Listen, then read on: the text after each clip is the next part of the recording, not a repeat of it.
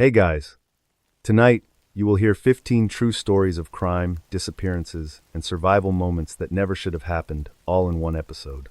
This one uses soft rain audio to help you relax or drift to sleep, even as the stories slowly pull you in. If this is your kind of thing, hit like, subscribe, and tell me where you are listening from and what time it is right now. Before we begin, do me a favor, check your door locks, and maybe glance at your window. Alright, let us start. Outside, the rain was already falling soft at first, a calm sound against the glass then building, steady and unbroken, until the streets turned to rivers and the night grew quiet around it. In Osaka, Japan, on a quiet Wednesday night in March of 1984, as spring was settling in, a 42-year-old president of a massive food company named Katsuhisa Ezaki was about to step into a hot bath, a moment that would quietly change the history of Japan forever. Katsuhisa was the head of Glico, a candy giant known for its iconic Running Man logo and Pocky sticks. He was a man of habit, a devoted father, and a titan of industry who believed his home was his fortress. He lived in a beautiful, sprawling estate in Nishinomiya with his wife, his mother, and his 3 young children. To anyone looking in from the outside, the Ezaki family represented the pinnacle of the Japanese dream, wealthy, respected, and safe behind high walls. But as Katsuhisa lowered himself into the steaming water, letting the stress of the boardroom melt away, he had no way of knowing that 3 men in dark clothing had already scaled his perimeter fence. They were not looking for jewelry or cash, they were looking for him. They had already cut the telephone lines, severing the house from the outside world. The only sound in the house was the gentle hum of the heater and the muffled patter of the rain on the roof. The intruders moved with military precision. They first encountered Katsuhisa's mother in a separate part of the house, binding her with plastic ties and stealing the key to the main residence. They then moved to the master bedroom, where Katsuhisa's wife and children were resting. Imagine the terror of waking up to find hooded figures standing over your bed, the cold steel of a pistol pressed against your forehead. They tied up the wife and daughter, demanding to know where the president was. When they found Katsuhisa in the bathroom, he was completely vulnerable. They dragged him out of the tub, dripping wet and shivering, and forced him into a pair of pajamas. They did not shout. They did not search the house for valuables. They simply grabbed the man who ran the company and vanished into the rainy night. By the time the police arrived, the only thing left behind was a ransom note demanding 1 billion yen and 100 kilograms of gold bullion. For the next 3 days, the nation of Japan held its breath. The kidnapping of such a high-profile figure was unheard of. The police launched a massive dragnet, searching every warehouse and back alley in the region. Then, just as suddenly as he had been taken, Katsuhisa Ezaki reappeared. He had managed to kick his way out of a riverside warehouse where he had been kept bound and blindfolded. He was physically unharmed, but his mind was racing. The relief felt by the public was short-lived. Most people assumed the nightmare was over now that the victim was safe. But the group who took him, who now began calling themselves the Monster of 21 Faces, was just getting started. They did not want the money anymore. They wanted something much more destructive. They began a psychological war against Glico, sending taunting letters to the media and the police, mocking their inability to catch them. In one of these letters, they claimed they had laced several boxes of Glico candy with potassium cyanide and placed them on grocery store shelves across the country. The panic was instantaneous. Millions of parents looked at the treats they had bought for their children with newfound horror. Glico was forced to pull every single product from the shelves nationwide, leading to a loss of $21 million and the layoff of hundreds of workers. The police were under immense pressure. They suspected rival corporations, disgruntled former employees, or even Yakuza syndicates trying to manipulate the stock market. Every lead turned into a dead end. The Monster of 21 Faces seemed to be everywhere and nowhere at the same time. They were experts at counter-surveillance, often watching the police watching them. They were playing a game, and the police were the pieces on the board. The investigators focused heavily on a man who was captured on a security camera in a grocery store. He was wearing a baseball cap and glasses, but it was his eyes that stood out sharp, predatory, and fixed. They called him the man with the fox eyes. He was spotted again during a failed ransom drop-off on a train, where he sat calmly, watching the undercover officers, seemingly amused by their clumsy attempts to blend in. He vanished into the crowd before they could move. The mystery deepened as the group shifted their focus from Glico to other food giants like Morinaga and Marudai ham. The letters became more frequent and more insulting. They would tell the police exactly where they were going to be, then humiliate them when the officers failed to make an arrest. The leader of the group wrote with a strange poetic flair, often ending his letters with a challenge for the police to come and find him if they had the courage. The toll of this failure was heavy. In August of 1985, the police superintendent of Shiga Prefecture, Shoji Kondo, could no longer live with the shame of the unsolved case. He walked into his backyard, doused himself in kerosene, and set himself on fire. He died as a final protest against his own perceived incompetence. It was a tragedy that shocked the nation and seemed to signal a victory for the anonymous criminals. Then, something truly bizarre happened. A few days after the superintendent's suicide, the monster of 21 faces sent their final letter. It was a eulogy of sorts for the dead officer. They praised his sense of honor and stated that since the police had finally shown some spirit, the group would stop their activities. They wrote, "We are bad guys. That means we have more to do than bullying companies. It is fun to lead a bad man's life." And just like that, they stopped. No more poison candy, no more letters, no more kidnappings. The man with the fox eyes was never identified. The billion yen was never collected. The group of 21 faces simply dissolved back into the population of Japan, leaving behind a scarred corporate landscape and a million unanswered questions. To this day, the case remains the most famous unsolved mystery in Japanese history. As the rain continued to wash over the streets of Osaka, the fear began to fade, but the sense of unease remained. People wondered if the person sitting next to them on the train or standing in line at the grocery store was one of the monsters. The mystery of who they were and why they did it would haunt the country for decades, proving that sometimes the most terrifying monsters are the ones who can simply decide to walk away. Even as the shadow of the fox eyes faded in Japan, across the ocean in the Philippines, another shadow was falling over a man who knew exactly who his enemies were, but chose to face them anyway. Even as the shadow of the fox eyes faded in Japan, across the ocean in the Philippines, another shadow was falling over a man who knew exactly who his enemies were, but chose to face them anyway. The rain was not falling in Manila on that day in August of 1983. Instead, the air was thick, heavy, and hot, the kind of heat that sticks to your skin and makes every breath feel like a chore. Benigno Aquino Jr., known to everyone as Ninoy, was sitting in a plane seat, looking out at the shimmering tarmac of Manila International Airport. He was wearing a crisp white safari suit, a color that symbolized peace and purity, but also a color that would show even the smallest drop of blood. Ninoy was 50 years old, a former senator, and the most vocal critic of the ruling regime. He had been in exile in the United States for 3 years, and today he was coming home. He knew the risks. Before he left Boston, he told his friends and family that he was probably walking to his death. He had received numerous warnings that there was a plot to kill him the moment he stepped foot on Philippine soil. His wife, Cory, and their children had begged him to stay in the safety of America, but Ninoy felt a magnetic pull toward his homeland. He believed that the people needed him, and he was willing to offer his life as a sacrifice. As the China Airlines flight came to a stop at the gate, the tension inside the cabin was electric. Ninoy was surrounded by international journalists, their cameras and notebooks ready to document his historic return. He looked calm, almost serene, as he adjusted his glasses and checked his watch. He spent his final moments in the air praying, his fingers moving over a set of rosary beads, his lips moving silently as he asked for strength. A group of military personnel entered the plane. They did not come to welcome him, they came to escort him. They were members of the Aviation Security Command, dressed in their tan uniforms, looking stern and unyielding. They approached Ninoy and told him he had to leave through the side door of the jet bridge, rather than the main terminal. Ninoy nodded, stood up, and followed them, his heart likely pounding against his ribs. The journalists tried to follow, but they were blocked by the soldiers.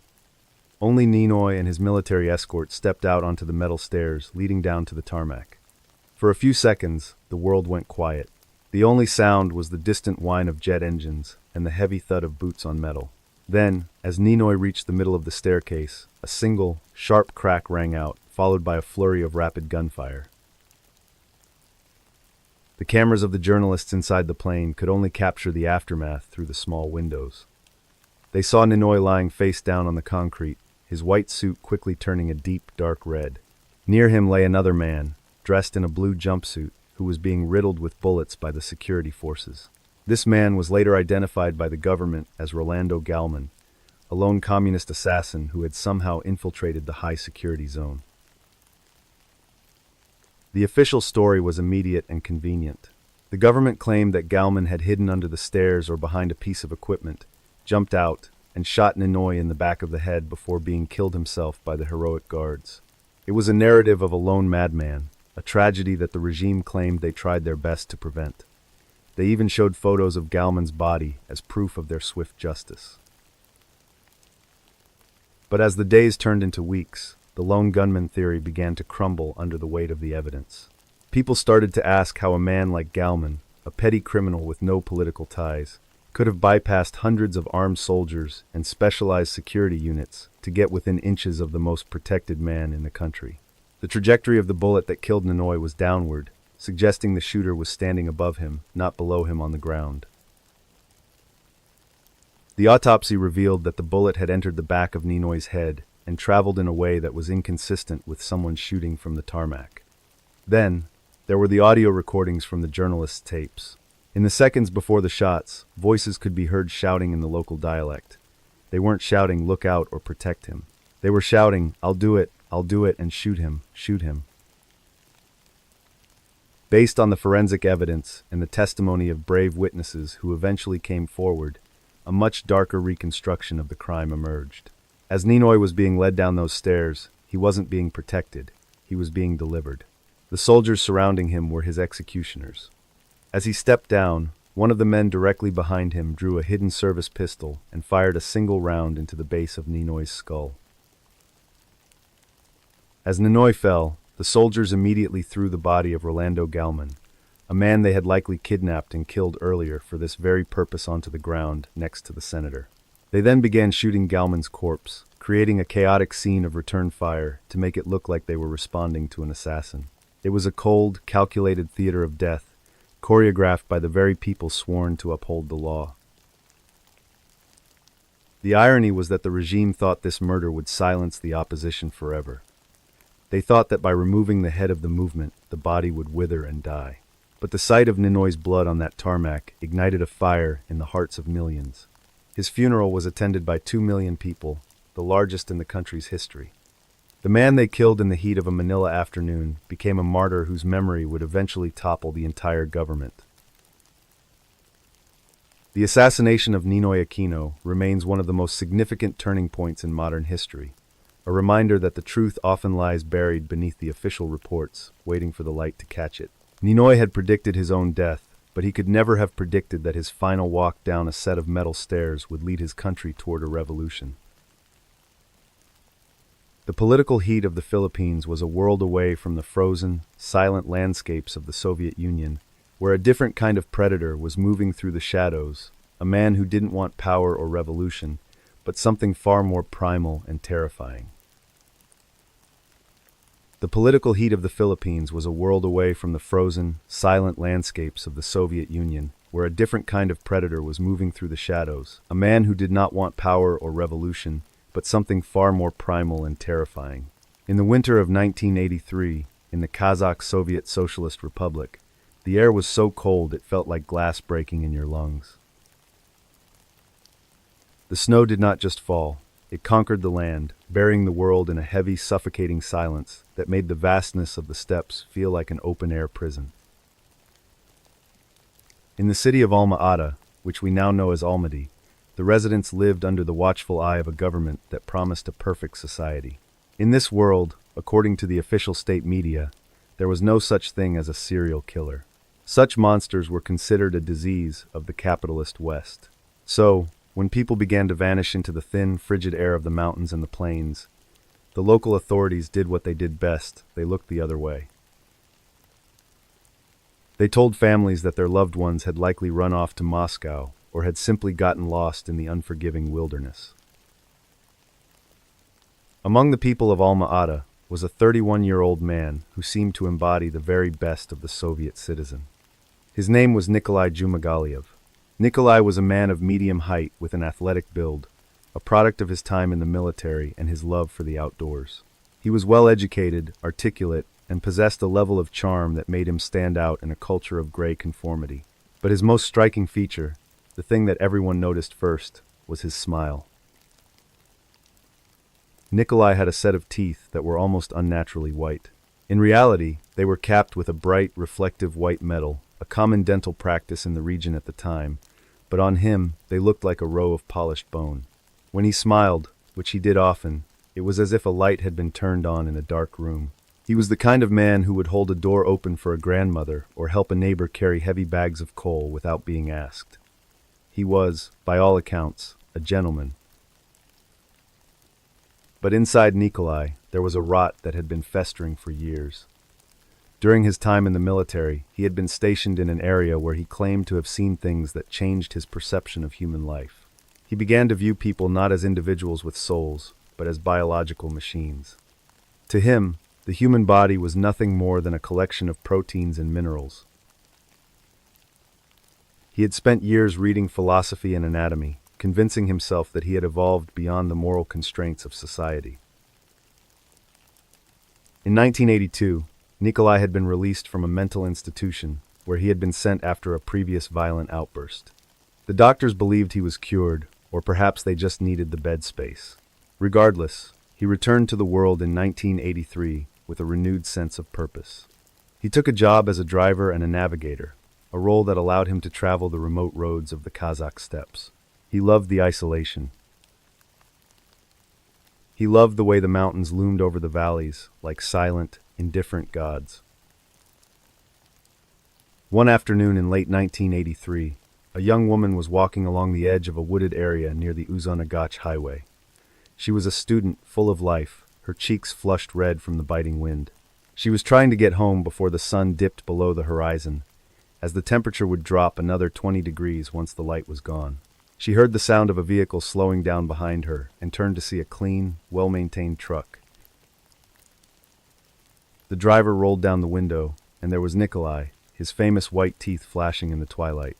He spoke with a voice that was soft and reassuring, the kind of voice that made you feel safe even when you were miles from anywhere.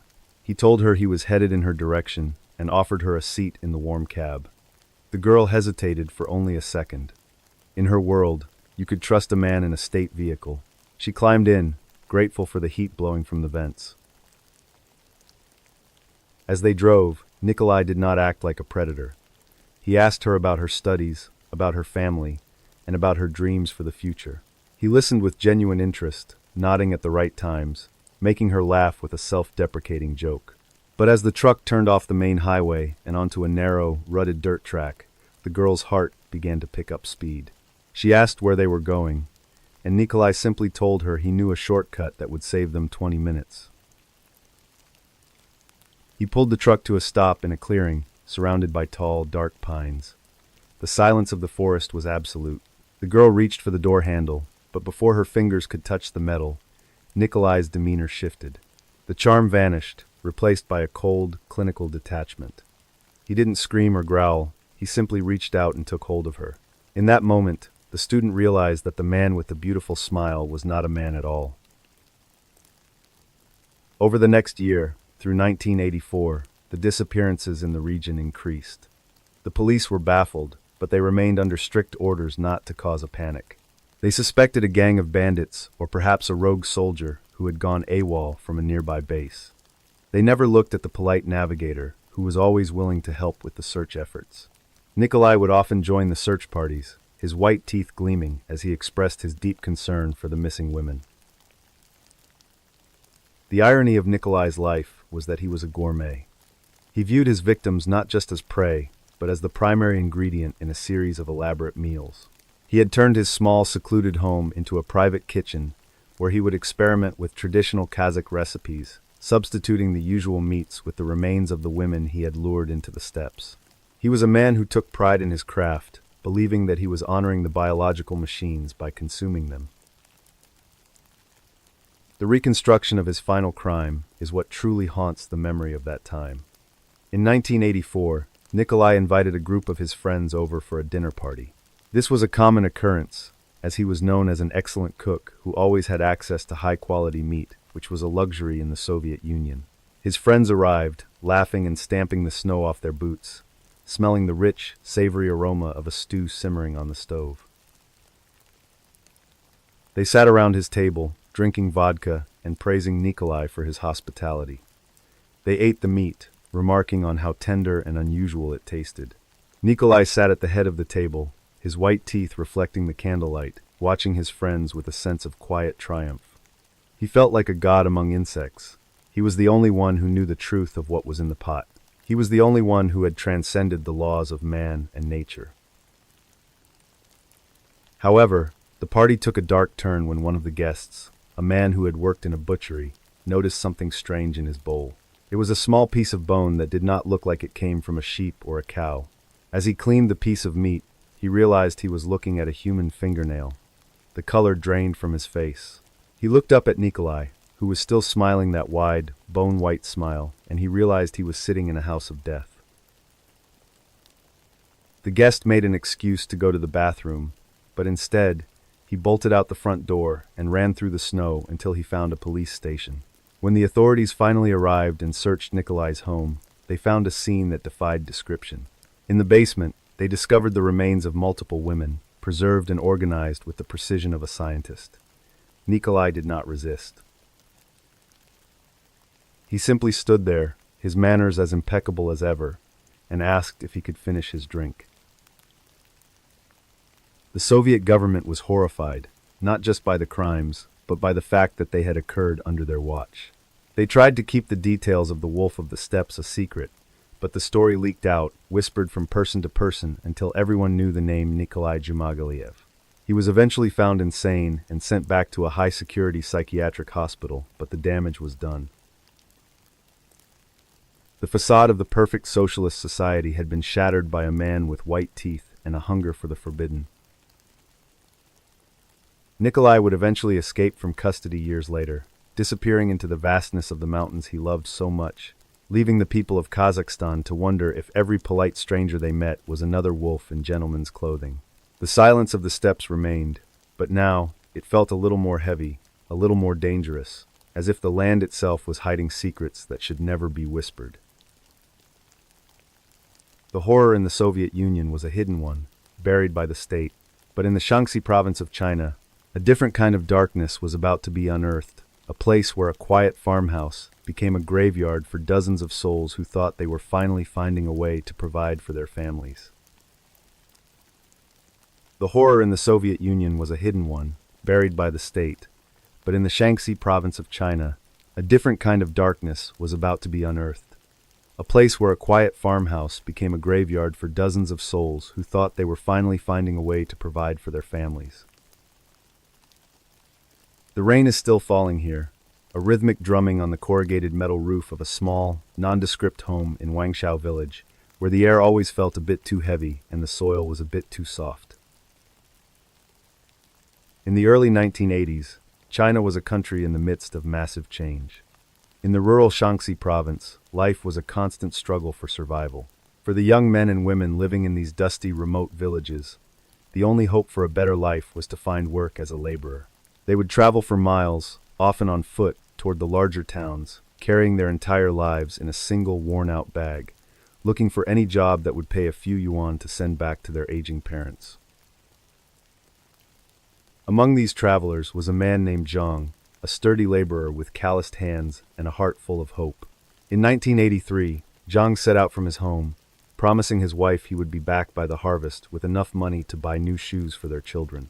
He was walking along a quiet mountain road when he encountered a small, unassuming man standing by the path. This man was Long Jimin. Long was short, thin, and had a face that seemed to disappear into the crowd. He did not look like a threat. In fact, he looked like he needed help himself. Long struck up a conversation with Zhang, speaking in a gentle, humble tone. He told Zhang that he lived in a nearby village and was looking for strong men to help him with a construction project on his property. The pay was fair, and Long promised to provide hot meals and a place to sleep. To a man like Zhang, who had been walking for 2 days without a lead, this felt like a miracle from the heavens. Zhang followed Long back to his farmhouse. The house was a simple, mud brick structure tucked away from the main road, surrounded by a high wall and a small, cluttered courtyard. Long's wife, a woman named Yan Shixia, met them at the door. She was just as quiet and unassuming as her husband, her eyes often fixed on the ground. She led Zhang to a small room and offered him a bowl of hot porridge. Zhang ate quickly, feeling a deep sense of gratitude for the kindness of these strangers. As the sun began to set over the Shaanxi hills, the farmhouse grew dark.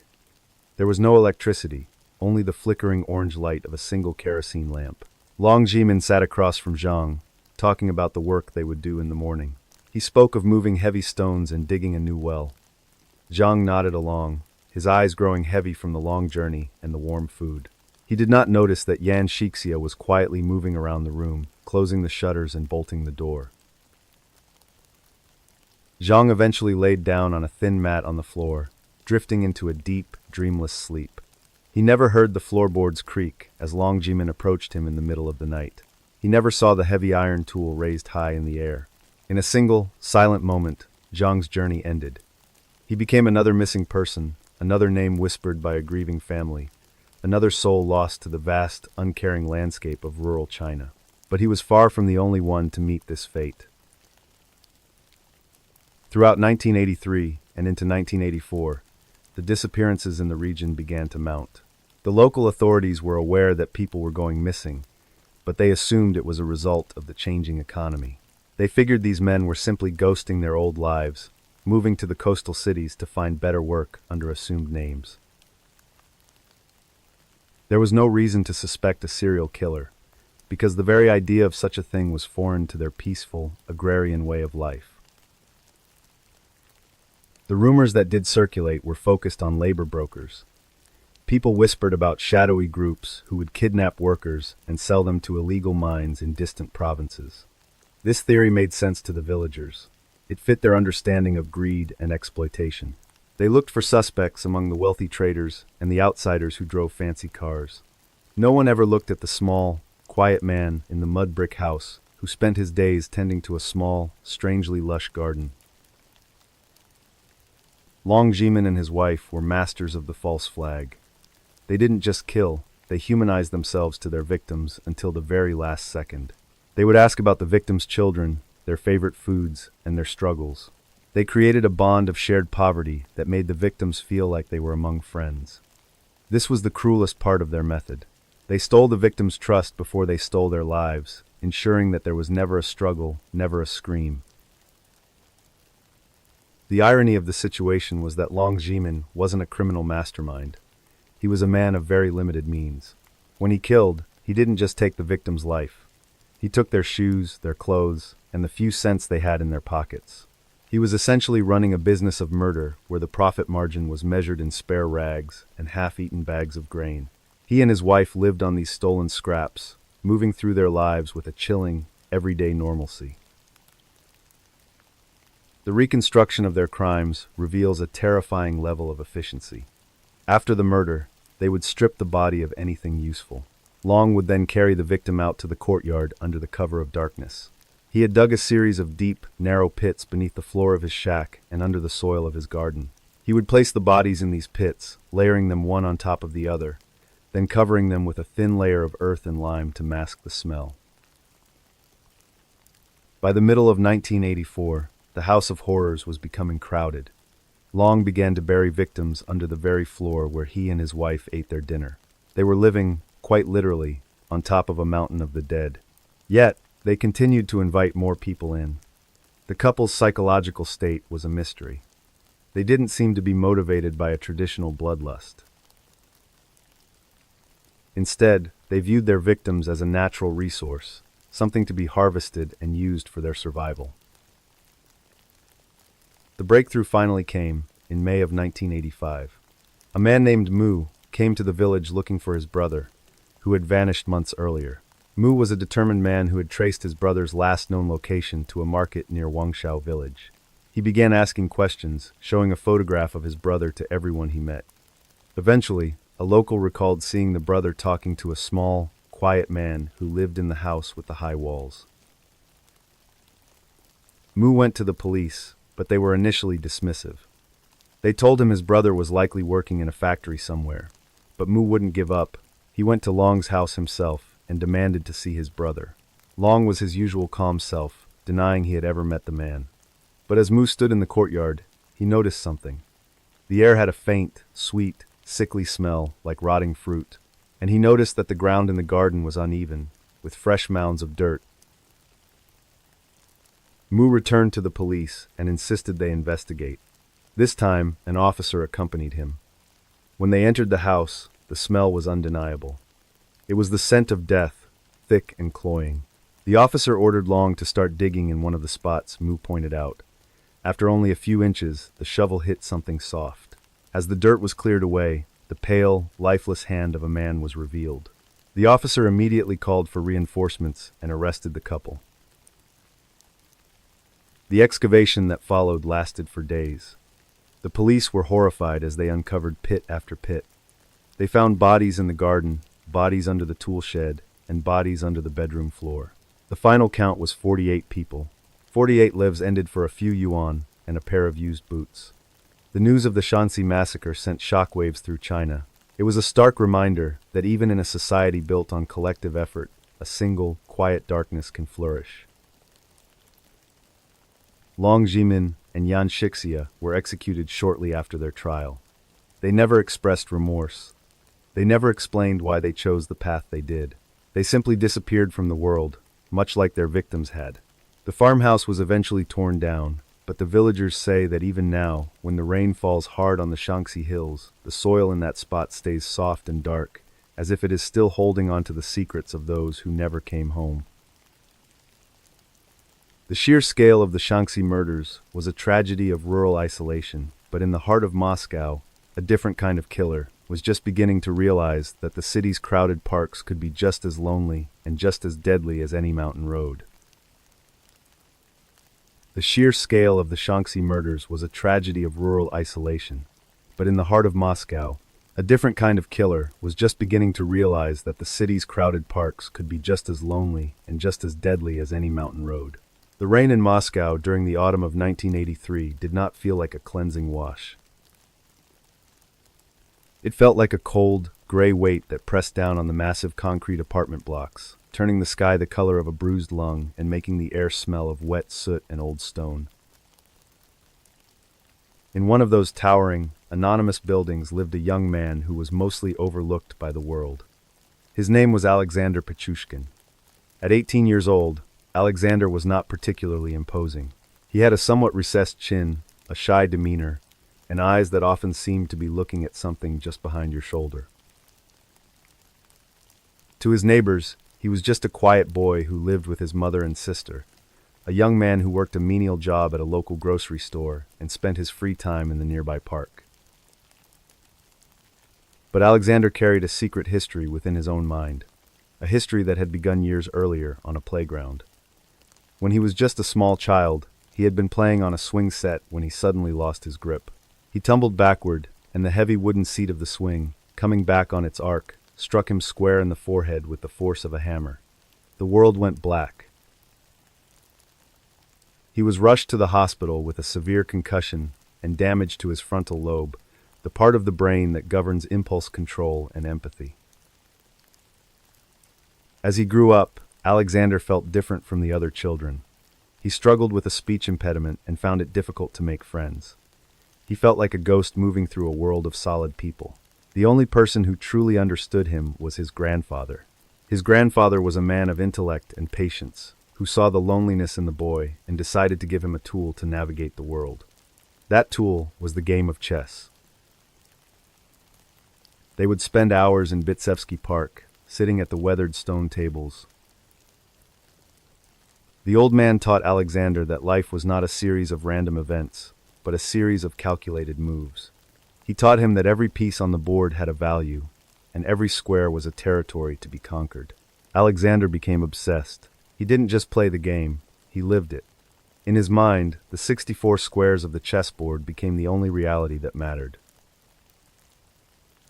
When his grandfather died in the early 1980s, the last thread connecting Alexander to human warmth was severed. He began to spend even more time in Bitsevsky Park, but he was no longer looking for a friendly game. The park was a massive, sprawling forest in the southwest of Moscow, covering over 5 square miles. It was a place where the city's noise was swallowed by the dense canopy of birch and oak trees. In the summer, it was a place for lovers and families, but in the cold, rainy months of 1983 and 84, it became a labyrinth of shadows and damp earth. Alexander would walk the narrow trails for hours, watching the people who moved through the trees. He began to categorize them like chess pieces. There were the pawns, the drunks, and the homeless who sat on the fringes, invisible to society. There were the knights and bishops, the people with purpose, walking their dogs or jogging. And then there was him. He decided that he was the king, the one who determined the fate of everyone else on his board. He felt a growing, pulsing need to make his first move. The atmosphere in Moscow at that time was one of suppressed tension. The Soviet authorities were desperate to maintain an image of order. If a person went missing in the park, it was rarely treated as a crime. The police would claim the person had simply moved away or had fallen victim to their own inner demons. This lack of oversight created a perfect hunting ground. Alexander realized that he could operate in the heart of the capital and remain completely invisible as long as he chose the right victims. However, his first victim was not a stranger he found in the shadows. It was someone who trusted him. In late 1982, Alexander had a classmate named Mikhail Odiachuk. Mikhail was a friendly, somewhat naive boy who had no idea about the darkness growing inside his friend. Alexander approached Mikhail with a story about a secret place in the park where people went to drink and talk away from the prying eyes of the teachers and parents. He invited Mikhail to go for a walk. The two boys entered the park just as the sun was beginning to set, casting long, skeletal shadows across the leaf-strewn ground. The air was damp and smelled of decaying vegetation. Alexander led Mikhail deeper and deeper into the forest, moving away from the well-lit paths and into the thickets where the brush was so high it brushed against their shoulders. Mikhail started to feel uneasy, asking how much further they had to go, but Alexander just smiled and told him they were almost there. They reached a secluded area near a deep, concrete drainage well. The mouth of the well was covered by a heavy iron grate, and the sound of rushing water echoed from the darkness below. Alexander stopped and turned to Mikhail. In that moment, the facade of the quiet, shy boy vanished. He told Mikhail that he had brought him here to kill him. Mikhail laughed, thinking it was a joke, a bit of dark humor from a boy who had always been a little strange. But the laughter died in his throat when he saw Alexander's eyes. Based on the evidence gathered much later, the reconstruction of that afternoon is chilling. Alexander did not use a weapon. He wanted to feel the life leave his friend's body with his own hands. He lunged at Mikhail, the two of them tumbling onto the wet ground. The struggle was frantic and desperate, the sound of their heavy breathing and the scuffing of their boots against the mud the only noise in the clearing. Alexander was possessed by a strength he had never known, a cold, surgical focus. He eventually overpowered Mikhail and forced him toward the edge of the well. As he held his friend down, Alexander felt a surge of electricity through his veins. He wasn't just a grocery clerk anymore. He was a god. He was making a move that could never be taken back. He pushed Mikhail into the dark opening of the well, watching as the boy disappeared into the black water below. He waited for a long time, listening to the silence that followed, feeling a profound sense of peace. When he walked out of the park that night, Alexander expected to feel guilt or fear. Instead, he felt nothing but a cold, clear clarity. He went home, ate dinner with his family, and slept more soundly than he had in years. He expected the police to come knocking on his door the next morning. He expected the school to be buzzing with news of the disappearance. But as the days turned into weeks, nothing happened. Mikhail was just another boy who had run away, according to the official report. This lack of consequence was the catalyst for what would become one of the most prolific killing sprees in history. Throughout 1983 and 1984, Alexander returned to Bitsevsky Park again and again. He spent his time stalking the trails, learning the patterns of the regulars, and finding the most secluded spots. He began to keep a record in his mind, a mental chessboard where he would mark a square for every person he intended to remove from the game of life. The irony of his early years was that he was almost caught several times. People saw him walking with victims, or they noticed him lingering in parts of the park where bodies would later be found. But because he looked so unremarkable, because he was the quiet boy from the grocery store, no one suspected him. The police were looking for a monster, someone who looked the part, while the real monster was standing right in front of them, wearing a worn-out jacket and a shy smile. By the end of 1984, Alexander Pichushkin had fully embraced his identity as the chessboard killer. He had convinced himself that he was doing the world a favor by thinning the ranks of the unworthy. Every time it rained in Moscow, he felt a pull toward the park, a need to hear the sound of the water in the wells and the rustle of the leaves. He was just getting started on his goal of 64 kills, one for every square, and the city was his board.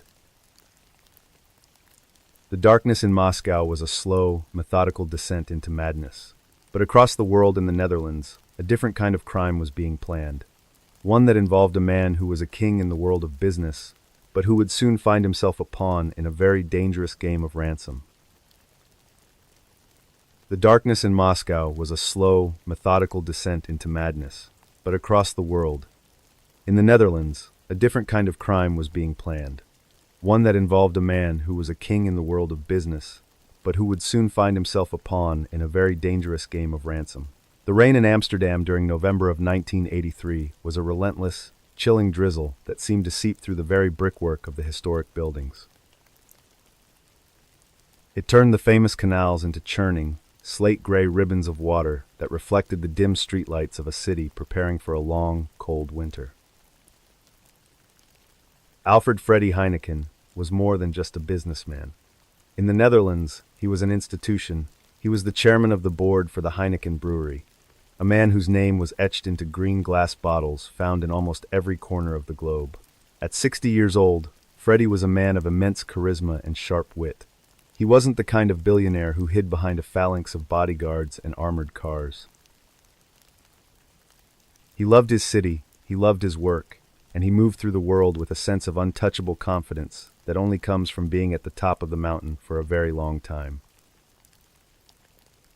Every evening, like clockwork, Freddy would walk out of his office on the Wetteringplantsoen, a prestigious area in the heart of Amsterdam. He was usually accompanied by his faithful driver and friend, Ab Doderer. Ab was more than just an employee. He was Freddy's shadow, a man who had been with him for years and knew his routines better than anyone. On the evening of November 9th, 1983, the two men stepped out into the cold, damp air, their breath blooming in white puffs as they chatted about the day's events and the evening's plans. The street was quiet, the sound of distant tram bells and the splashing of tires on wet pavement providing a familiar soundtrack to their walk toward the waiting car. They were just a few steps away from the safety of the vehicle when the peace of the evening was shattered. A white delivery van, its tires screeching on the cobblestones, swerved toward them and cut off their path. Before Freddy or Ab could even process what was happening, the doors of the van flew open, and three men wearing dark balaclavas leaped out into the rain. They were armed with submachine guns, the cold black metal glinting under the streetlights. One of the men shoved a weapon into Ab's chest, while the other two grabbed Freddy, dragging him toward the open door of the van. Freddy, despite his age, tried to resist, but the men were young and fueled by a desperate, manic energy. They threw him into the back of the van like a sack of grain. Ab was shoved in right after him. The doors slammed shut, and the van sped away into the labyrinth of Amsterdam's side streets, leaving behind nothing but the smell of burnt rubber and the echoes of a struggle. The kidnappers were not international terrorists or high-level professional mercenaries. They were a group of 5 childhood friends from a rough neighborhood in Amsterdam, led by a man named Cor van Hout and his brother-in-law, Willem Holleder. They had spent years planning this perfect crime. They didn't want political concessions or the release of prisoners. They wanted one thing and one thing only: a ransom so large it would make them the wealthiest men in the country. They were aiming for 35 million Dutch guilders, which was roughly $11 million at the time. The van traveled for about 20 minutes before arriving at a cold, cavernous warehouse in an industrial area known as the Westport. Inside the warehouse, the kidnappers had constructed a secret, soundproof bunker. They had built 2 tiny concrete cells, each measuring only 7 feet by 7 feet. The cells were hidden behind a false wall, accessible only by a heavy iron door disguised as a storage shelf. Freddy and Ab were separated and locked into these tiny, windowless boxes. The only things inside were a small cot, a bucket for a toilet, and a set of heavy chains bolted to the floor. For the next 21 days, Freddy Heineken lived in a world of absolute sensory deprivation. The kidnappers had installed a soundproofing system so effective that even the loudest scream would be swallowed by the walls. The only light came from a single, dim bulb that stayed on 24 hours a day, making it impossible for Freddy to tell if it was noon or midnight. He was forced to wear a pair of thick, blacked-out goggles whenever the kidnappers entered the room to bring him food or change his bucket, ensuring he never saw their faces. The kidnappers played a sophisticated game of false flag with the police. They sent letters to the authorities that were written in a cold, professional tone, using terminology that suggested they were part of an organized, international criminal syndicate. They demanded that the police stay away and warned that any attempt at a rescue would result in the immediate execution of the hostages. The police, fearing for Freddy's life, were forced to play along. They set up a secret command center and began a delicate negotiation process that lasted for weeks. The irony of Freddy's captivity was that while he was one of the richest men on Earth, his survival now depended on the whims of young men who barely knew how to manage their own lives. Cor and Willem were becoming increasingly paranoid. Every time they heard a police siren in the distance or saw a patrol car near the warehouse, they would retreat into the shadows, leaving Freddy and Ab alone in their dark, silent boxes for hours. Freddy, a man used to being in control of every situation, found himself pleading for simple things like a clean blanket or a piece of fruit. The ransom drop-off was a masterpiece of criminal logistics. The kidnappers forced the police to send a courier on a complex route through the Dutch countryside, using a series of buried walkie-talkies and hidden notes to guide him. The money, packed into several heavy bags, was eventually dropped off a bridge into a waiting boat below. Cor and his crew collected the 35 million guilders and disappeared into the night. They thought they had won. They thought they had successfully navigated the most audacious heist in European history. However, their undoing came from the most mundane of sources. The police had been monitoring a group of known criminals in the city, and they noticed that a specific warehouse in the Westport was receiving an unusual amount of attention. One detective noticed that a small Chinese restaurant nearby was delivering large orders of food to the vacant warehouse almost every night. It was a simple mistake. The kidnappers, bored and hungry while guarding their prisoners, couldn't help but order their favorite takeout. Based on this tip, the police launched a massive raid on the warehouse. As the tactical teams breached the doors, they found the false wall and the hidden cells. Freddy Heineken and Ab Doderer were rescued, shaken and weak, but alive. The kidnappers had already fled, but the police found a treasure trove of evidence inside the bunker, including fingerprints and hair samples that lead them directly to Cor van Hout and Willem Holleder. The professional syndicate was revealed to be a group of local thugs who had simply gotten lucky for a few weeks. The kidnappers were eventually hunted down across Europe and brought to justice, but the Heineken kidnapping left a permanent mark on the Netherlands. Freddy Heineken was never quite the same. He became a recluse, spending millions on his own private security force, and turning his home into a fortress. He had learned the hard way that all the money in the world couldn't protect you from a group of determined men with a white van and a plan. The green bottle remained a symbol of success, but for Freddy, it was forever linked to the smell of damp concrete and the sound of a heavy iron door. The The kidnapping of a tycoon in Amsterdam was a crime of greed and cold calculation. But in South Africa, a different kind of predator was using the legal system itself to hide a spree of violence that was as systematic as it was senseless. The kidnapping of a tycoon in Amsterdam was a crime of greed and cold calculation. But in South Africa, a different kind of predator was using the legal system itself to hide a spree of violence that was as systematic as it was senseless. The rain here is different. It is a warm, tropical downpour that lashes against the palm trees of East London, a coastal city in South Africa, during the sweltering nights of 1983. The water drummed against the roofs of the storefronts and the corrugated iron of the townships, creating a curtain of sound that masked everything else. In this city, there was one man who everyone believed was the thin line between order and chaos. His name was Louis van Shore. Louis was a man who commanded respect the moment he entered a room. He was a former police officer, built like a rugby player, with a thick beard and eyes that never seemed to blink. He ran a private security firm, and in the racially charged atmosphere of apartheid South Africa, Louis was the man the white business owners called when they felt the world outside their locked doors was becoming too dangerous. He was more than just a security guard.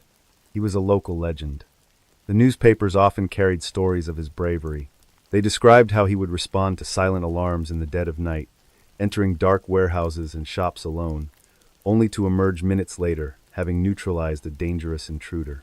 To the residents of the affluent suburbs, Louis was a hero, a man who did the dirty work that the regular police were too busy or too tired to handle. He was the guardian of their property and their peace of mind. Louis lived a life of rigid discipline. He woke up before the sun, polished his leather boots until they shone like black glass, and meticulously cleaned his service weapon, a 9mm pistol that he carried in a custom holster. He was a family man, often seen at the local church, shaking hands and patting children on the head. He spoke in a low, gravelly rumble that suggested a deep well of authority. He was the kind of man you wanted on your side when the lights went out and the shadows started to move. The atmosphere in East London in 1983 was one of profound, underlying tension. The city was divided by law and by fear. On one side were the neatly manicured lawns and bright streetlights of the white neighborhoods, and on the other were the sprawling, overcrowded townships where the black population was forced to live. The two worlds rarely touched, except for when workers traveled into the city or when intruders were caught where they were not supposed to be. In the minds of many business owners, there was a constant, looming threat of a crime wave. They believed their shops were being targeted by organized gangs of burglars. This fear was what fed Louis van Shore's business. He didn't just offer security, he offered a guarantee. He told his clients that if anyone stepped foot on their property without permission, they wouldn't be doing it a second time. It was a promise that made people feel safe, even as the number of shootings involving Louis began to climb to staggering levels. The calls would always come in the middle of the night. A silent alarm would trigger at a hardware store or a grocery warehouse. Louis would receive the signal on his radio, the static crackling in the humid air. He would hop into his truck, the rain blurring his windshield as he sped through the empty streets. He moved with the quiet efficiency of a man who had done this hundreds of times. He would park a block away, turn off his lights, and approach the building on foot, his boots making no sound on the wet pavement. Inside the buildings, the intruders were often not hardened criminals. They were often young men, some of them teenagers, who had broken in looking for something to eat or something they could sell for a few cents. They were terrified, huddled in the darkness, listening to the rain on the roof. They had no idea that a predator was moving through the aisles of the store, using a high-powered flashlight to slice through the shadows, moving closer and closer with his finger resting lightly on the trigger. The aftermath was always the same. Louis would call the police and report a justifiable homicide. He would claim the intruder had lunged at him with a knife or had tried to escape, forcing him to fire in self-defense. In the legal system of the time, his word was rarely questioned. He was a former cop, a white man of standing, and his victims were black criminals in a system that did not value their lives. The police would arrive, take a brief statement, and remove the body. Louis would go home, wash the rain from his face, and sleep. By the end of 1983, Louis Van Shore had shot dozens of people. The sheer volume of justifiable killings should have raised every red flag in the department, but instead, it only added to his myth. People whispered about his railway killer nickname, a dark joke because many of the businesses he protected were near the tracks. They saw him as a one-man army. The irony was that the very people who praised him for keeping them safe were actually cheering on a man who was hunting human beings for sport. The misdirection was perfect. The public believed Louis was a victim of circumstance, a man forced by his job into violent encounters. They thought the high body count was proof of how dangerous the city had become. But the truth was far more sinister. Louis wasn't just responding to alarms, he was creating opportunities. He would often wait for hours in the dark, watching a building he knew was vulnerable, waiting for someone to climb through a window so he could begin his work. Based on the evidence that would eventually come to light years later, the reconstruction of his methods reveals a terrifying pattern. Louis didn't want to arrest people. He wanted to kill them. In one specific case, a young boy had crawled into a small shop through a ventilation duct. He was stuck, his legs dangling in the air, completely helpless. Louis arrived, saw the boy, and instead of calling for help or pulling him out, he stood directly beneath him and fired upward. There was no struggle, there was no threat. In another instance, Louis followed a man into a darkened warehouse. He didn't shout a warning. He didn't identify himself as security. He simply tracked the man through the crates of merchandise, playing a game of cat and mouse in the silence. When the man finally turned around, blinded by the sudden glare of Louis' flashlight, Louis shot him multiple times. He then moved the body, placing a rusted kitchen knife in the dead man's hand to ensure the police would rule it self-defense. This went on for years. Louis Van Shore officially killed 39 people, though many believe the actual number is well over 100. He was essentially a serial killer who had found a way to make his murders legal. He used the racial prejudice of the era as a shield, knowing that as long as he stayed within the boundaries of protecting property, the authorities would leave him alone. He was a monster who hid in plain sight, protected by the very laws he was mocking. The turning point didn't come until much later, when a few persistent journalists and human rights activists began to look at the sheer impossibility of one man being involved in so many life-threatening altercations. They began to interview the survivors' men who had been shot by Louis and lived to tell the tale. These men told stories of being shot in the back while running away, or being shot while they were on their knees, with their hands in the air, pleading for their lives. Louis Van Shore was eventually brought to trial in the early 1990s as the apartheid system began to crumble. He was convicted of 7 murders and 2 attempted murders, a fraction of his total body count. Even in court, he remained defiant, claiming he was just doing his duty and that he had never done anything wrong. He was sentenced to 20 years, but served only 12, returning to a world that had moved on but would never forget the name of the man who turned the night into a hunting ground. The rain in East London still falls on the warehouses and the shops, but the shadow of Louis Van Shore has finally been lifted. His story is a chilling reminder of what happens when the lines between law enforcement and personal bloodlust become blurred, and how a society's fear can be used to justify the unimaginable. Louis wasn't a hero. He was a man who used a badge and a gun to satisfy a hunger that had nothing to do with security and everything to do with the darkness in his own soul. The systematic violence in South Africa was hidden behind the guise of law and order, but in West Germany, a small town was about to be rocked by a series of murders that felt like they were pulled from the pages of a medieval grimoire, a darkness that didn't hide behind a badge, but behind symbols of the occult. The systematic violence in South Africa was hidden behind the guise of law and order, but in West Germany, a small town was about to be rocked by a series of murders that felt like they were pulled from the pages of a medieval grimoire, a darkness that did not hide behind a badge, but behind symbols of the occult. The rain here is a cold, piercing North Sea rain that sweeps across the flat plains of North Rhine-Westphalia, chilling the bones of anyone caught out in the open.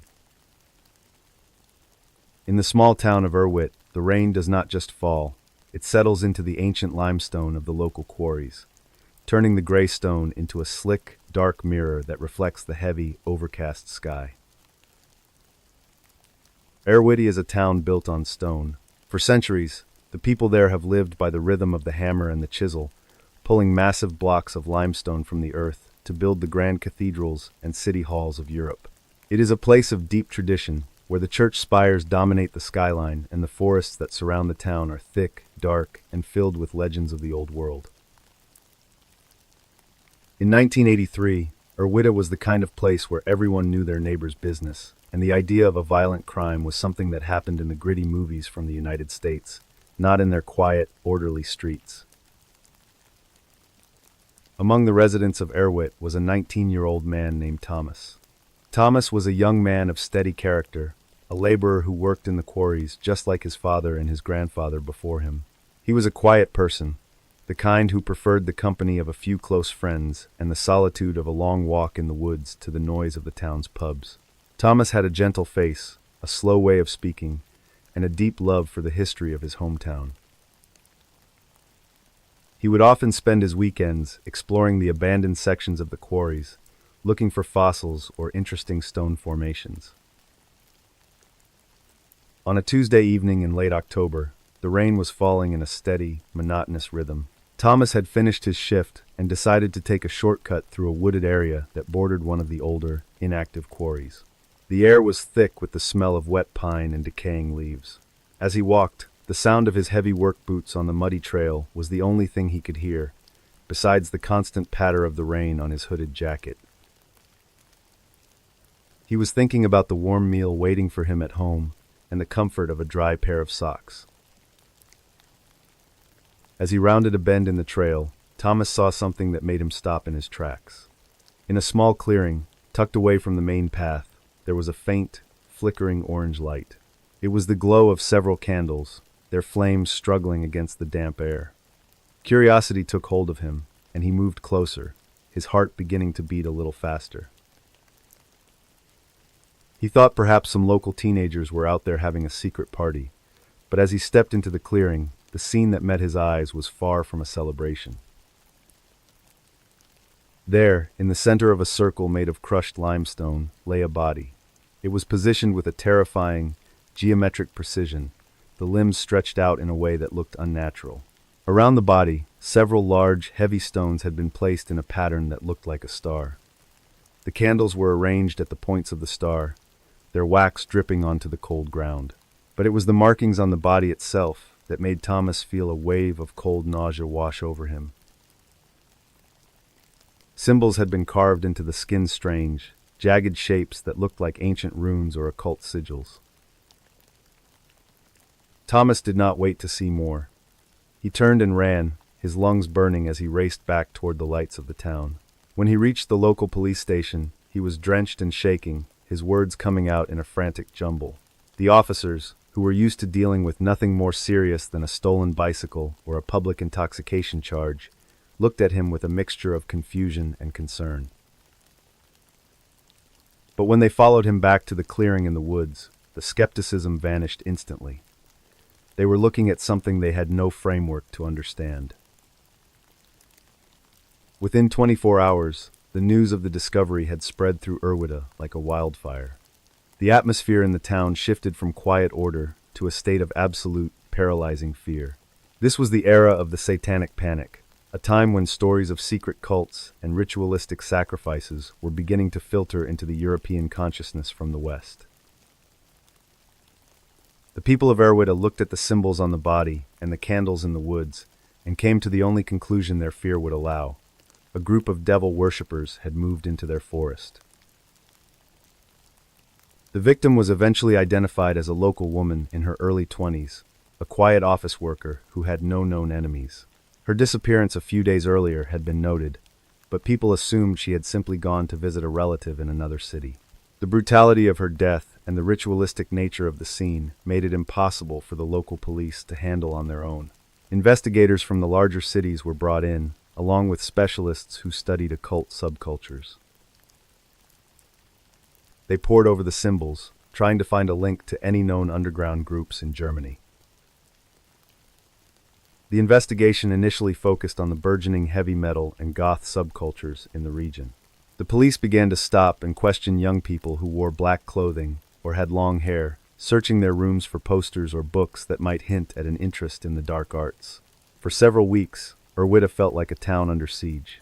Parents kept their children inside after dark, and the local hardware stores sold out of heavy locks and window bolts.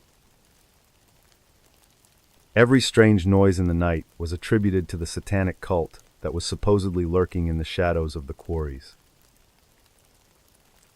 The irony of the situation was that while the police were hunting for a secret society of hooded figures, the truth was hidden behind a much more mundane facade.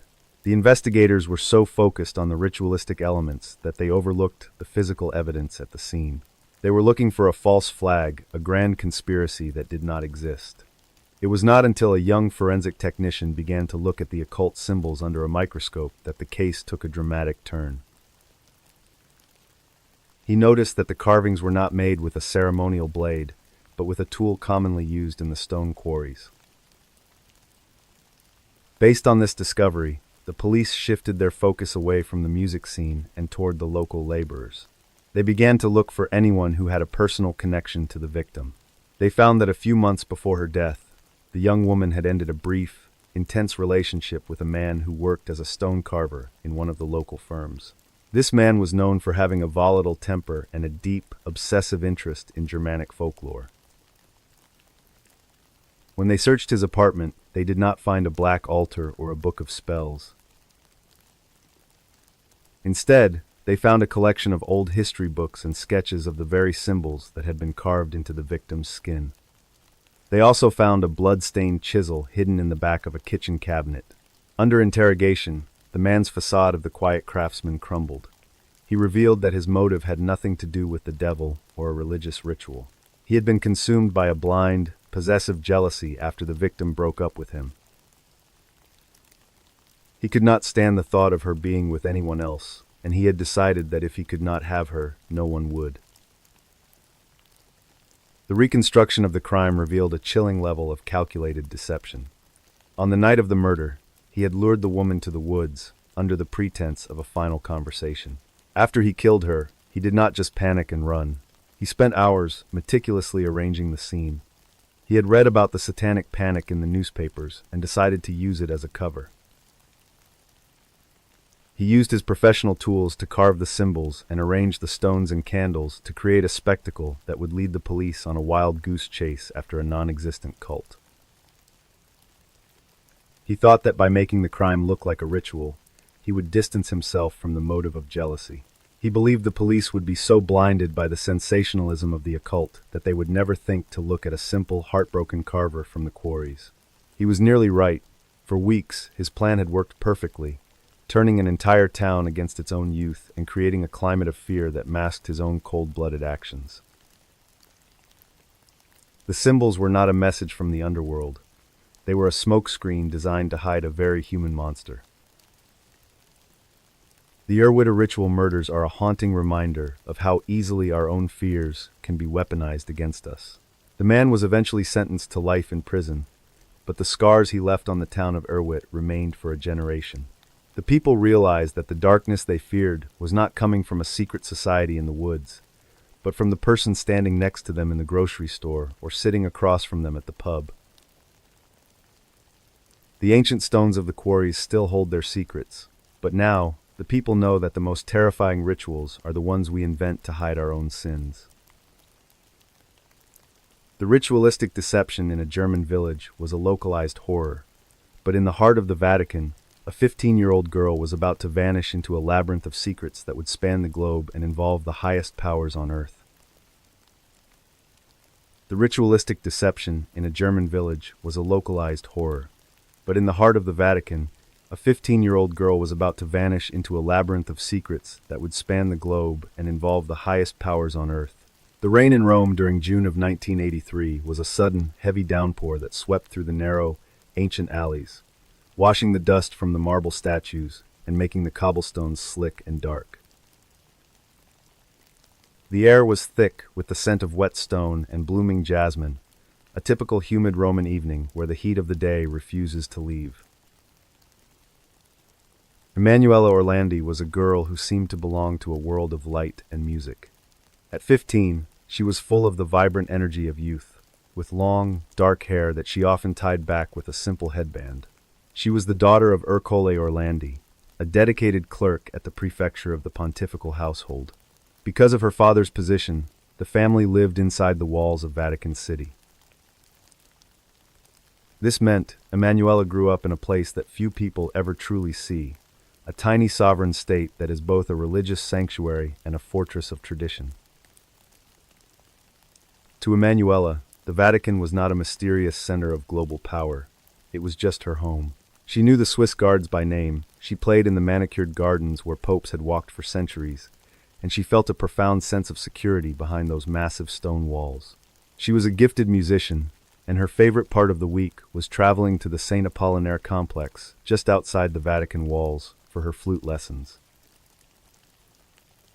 She would walk through the Sant'Anna gate, her flute case swinging by her side, a young girl with her whole life ahead of her. On the afternoon of June 22, 1983, Emanuela left her apartment for her lesson.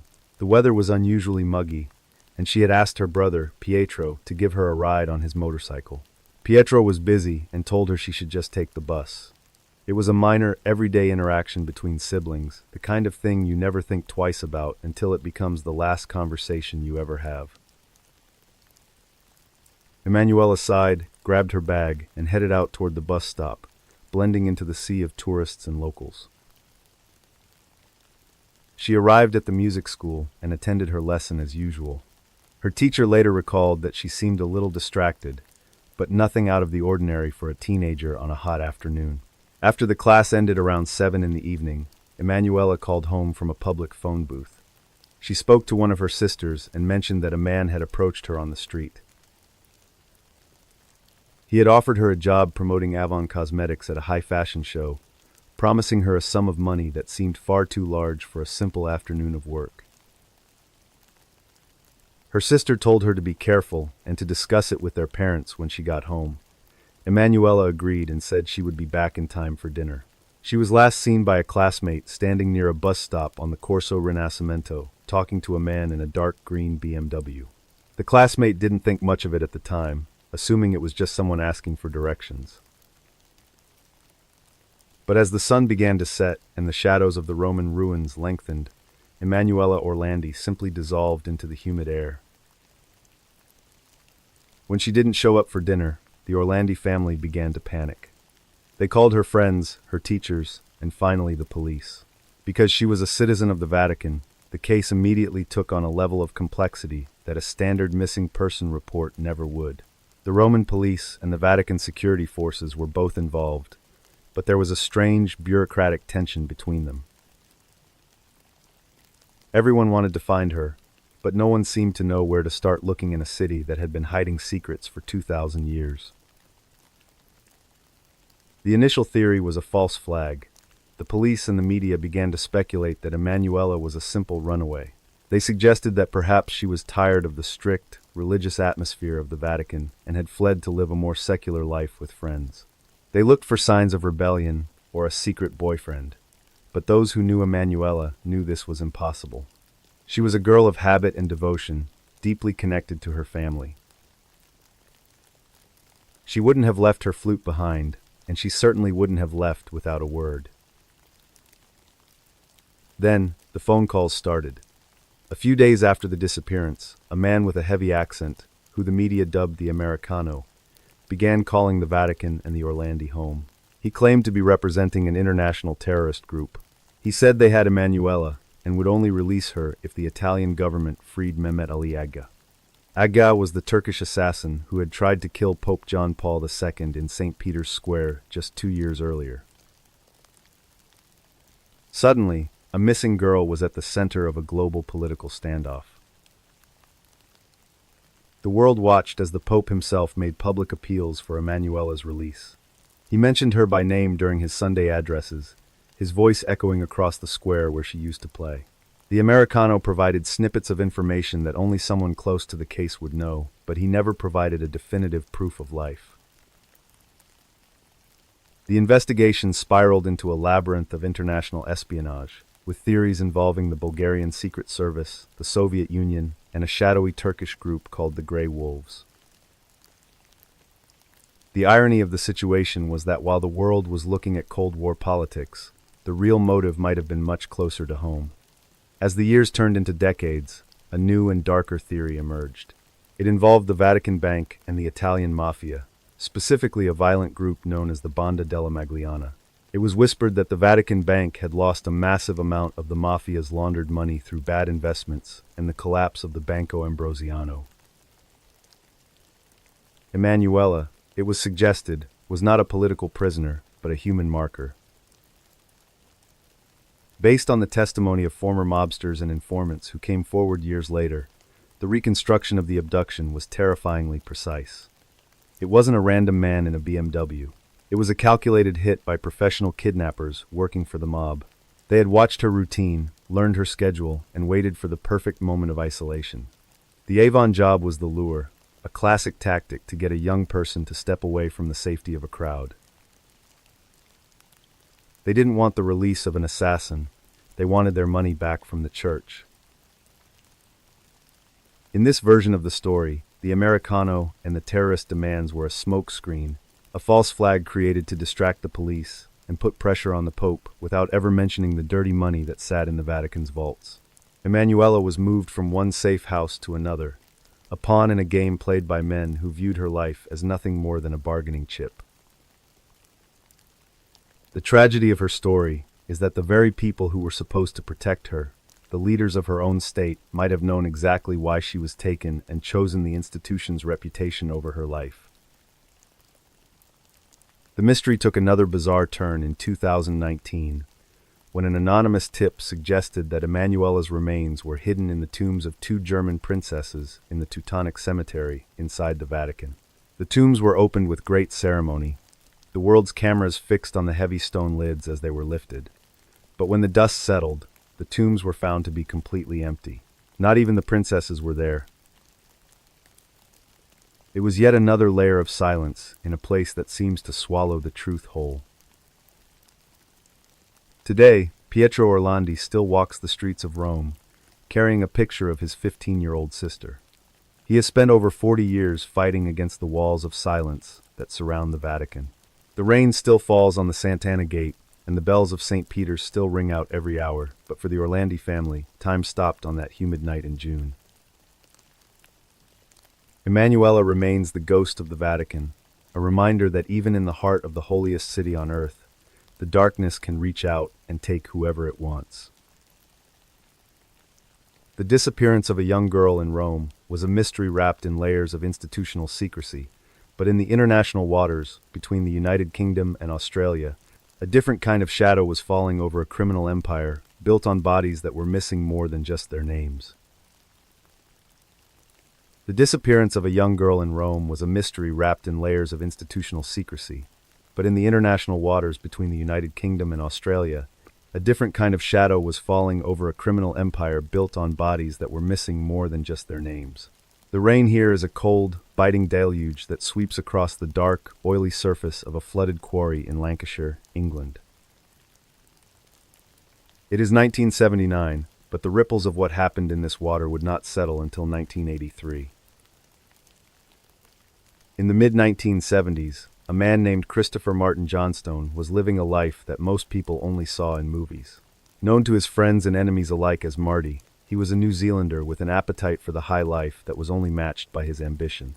Marty was handsome, charismatic, and possessed a silver tongue that could convince a shark to buy a life jacket. He was the original Mr. Asia, a title given to him by the press because of his massive, sophisticated heroin smuggling operation. Marty did not see himself as a criminal. In his mind, he was a merchant of a different kind. He moved through the world with a sense of invincibility, wearing tailored suits and expensive watches, flying between Singapore, Sydney, and London like a corporate executive. He believed he was too smart to be caught and too well connected to be betrayed. He had built a network that spanned 3 continents, corrupting police officers and government officials with ease. He was a king in a world of shadows. But every king needs a sword, and for Marty Johnstone, that sword was a man named Terry Clark. Terry was a different breed altogether. Where Marty was polished and strategic, Terry was raw, impulsive, and deeply paranoid. He had a history of violence that made even the most hardened criminals give him a wide berth. Terry was the muscle, the man who made sure the shipments arrived on time and the debts were paid. For a while, they were the perfect team, a duo that controlled a heroin empire worth millions. As the years went on, the pressure of running such a massive operation began to take its toll. The international authorities were closing in, and the money was becoming harder to move. Marty, once the brilliant architect of the syndicate, began to retreat into a world of drug use and erratic behavior. He was making mistakes, and in the world of high-stakes smuggling, a mistake is a death sentence. Terry Clark, watching from the wings, began to see his partner not as an asset, but as a liability. Terry's paranoia was fueled by the rain and the isolation of the English countryside, where they had set up a new base of operations. He convinced himself that Marty was preparing to cut him out of the business, or worse, that he was preparing to flip and become an informant for the police. Terry decided that the only way to protect the syndicate and himself was to eliminate the man who had started it all. He began to plan a false flag operation of his own, a way to lure Marty to his end. The atmosphere in the weeks leading up to the murder was thick with unspoken dread. Terry played the role of the loyal friend, inviting Marty to join him for a business meeting in the north of England. He spoke of a new route, a way to bypass the customs agents who were dogging their every move. Marty, desperate to regain his footing and trusting the man he had spent years in the trenches with, agreed to the trip. He had no idea that he was walking into a trap designed by his closest ally. On a cold, rainy night in October of 1979, Marty Johnstone was led to a secluded area near the Eccleston Delph, a deep, water-filled quarry in Lancashire. The rain was heavy, a gray curtain that obscured the landscape and muffled the sound of the wind. Marty stood at the edge of the water, looking out into the darkness, perhaps thinking of the wealth he had amassed or the life he had left behind in New Zealand. He never heard the footsteps behind him. He never saw the weapon. Terry Clark did not just want Marty dead, he wanted him erased. Based on the evidence gathered by investigators over the next 4 years, the reconstruction of the crime is a testament to Terry's cold-blooded efficiency. After the killing, Terry and an accomplice realized that the body would eventually be found. To prevent the authorities from identifying the victim through fingerprints, Terry took a heavy blade and severed Marty's hands at the wrists. He then weighed the body down with heavy chains and stones. They pushed the remains into the dark, freezing depths of the quarry. Terry watched as the man who was once Mr. Asia disappeared beneath the surface, the bubbles of air, the only sign that he had ever existed. Terry believed that without hands and without a face that was easily recognizable after weeks in the water, the body would remain a John Doe forever. He returned to his life of luxury, assuming the mantle of the syndicate leader and believing he had committed the perfect crime. But the irony of Terry Clark's plan was that his own cruelty was what led to his downfall. In 1983, a group of amateur divers exploring the Eccleston Delph stumbled upon something at the bottom of the quarry. It was a bundle of chains and cloth that looked out of place among the submerged rocks. When they brought it to the surface, they were horrified to find the torso of a man. The handless corpse case became a national sensation, a puzzle that the British police were determined to solve. The investigators were not looking for an international drug lord. They initially suspected a local gang war or a personal vendetta among small-time criminals. They spent months chasing false leads, looking into missing persons from the surrounding towns. But the missing hands, rather than hiding the victim's identity, became a unique signature.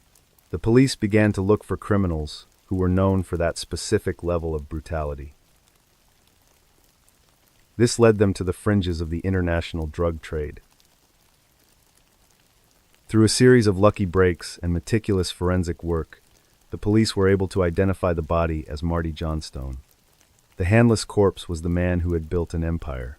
The discovery sent shockwaves through the law enforcement agencies in Australia and New Zealand. They had been looking for Marty for years, assuming he was hiding out in a mansion in Southeast Asia. Now, they realized the monster they were actually hunting was the man who had stood by his side. Terry Clark was eventually tracked down and arrested. The trial that followed in 1983 was one of the most expensive and complex in British history. It exposed the full scale of the Mr. Asia syndicate, revealing a web of corruption that reached into the highest levels of government. Terry sat in the dock, his face a mask of indifference, even as his former associates lined up to testify against him. He was a man who had lost everything because of his own inability to trust. The story reached its final, ironic conclusion in mid-1983. Terry Clark, the man who had ordered the deaths of so many and who had built a fortune on the misery of others, was found dead in his prison cell. The official cause was a heart attack, but many believed he had finally succumbed to the same paranoia that had driven him to kill his best friend. He died alone, in a country far from home, his name forever linked to a handless body in a cold English quarry. The fall of the Mr. Asia Syndicate marked the end of an era in international crime. It showed that no matter how much money you have or how many officials you buy, the truth has a way of rising to the surface, much like a body in a flooded delph. The rain still falls over the Eccleston Delph, and the water is still dark and deep, but the secrets it once held are now part of a dark history that serves as a warning to those who think they can live above the law. The destruction of a criminal empire in the United Kingdom was a victory for justice, but in India, the betrayal of a leader would come from the very people who were sworn to give their lives to protect her, a moment that would shatter the peace of a nation. The destruction of a criminal empire in the United Kingdom was a victory for justice, but in India, the betrayal of a leader would come from the very people who were sworn to give their lives to protect her, a moment that would shatter the peace of a nation. The rain in New Delhi on the morning of October 31st, 1984, was not a violent storm. It was a soft, persistent drizzle that hung in the air like a damp veil, turning the dust of the city into a fine mist and making the lush greenery of the government bungalows appear even more vibrant. Indira Gandhi, the Prime Minister of India, was a woman who moved with a singular, quiet grace. At 66 years old, she had spent her entire life in the white-hot center of Indian politics. She was the daughter of the nation's first prime minister, and she had become a figure of immense power and controversy. To some, she was the mother of the nation, a protective and fierce leader. To others, she was a hard-handed authoritarian. But on this specific Wednesday morning, she was simply a woman, preparing for a busy day of work. She lived at number 1 Safdarjung Road, a beautiful residence surrounded by sprawling, meticulously kept gardens. The house was a sanctuary of high ceilings, polished wood, and the faint scent of sandalwood incense. Indira's morning routine was a ritual of discipline. She woke early, practiced yoga, and spent time with her family. She was particularly close to her grandchildren, often taking a few minutes to play with them before the weight of the country's problems took over her schedule. On this morning, she had a very special appointment. The famous British actor and filmmaker Peter Ustinov was waiting for her in the garden. He was filming a documentary about her life, and they were scheduled to record an interview in the soft morning light. Indira was wearing a stunning saffron-colored sari, a color that represented courage and sacrifice. She took great care with her appearance, knowing that her image was a reflection of the dignity of her office and the heritage of her people. As she looked in the mirror, adjusting the silk fabric of her sari, she made a small but fateful decision. Her security team had been insistent that she wear a bulletproof vest at all times. The political climate in India was extremely volatile, and the threats against her life had reached a fever pitch. But Indira looked at the thick, bulky vest and then at the elegant lines of her sari. She felt that the vest made her look heavy on camera, and she wanted to appear graceful for the international audience. She set the vest aside. She stepped out of her door and into the humid air, the rain making the orange fabric of her sari cling slightly to her frame.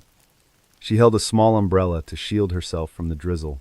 The garden was a symphony of sounds, the distant chirping of birds, the rustle of the leaves, and the rhythmic crunch of her leather sandals on the gravel path. She was walking toward a small wicker gate that separated her residence from her office bungalows next door.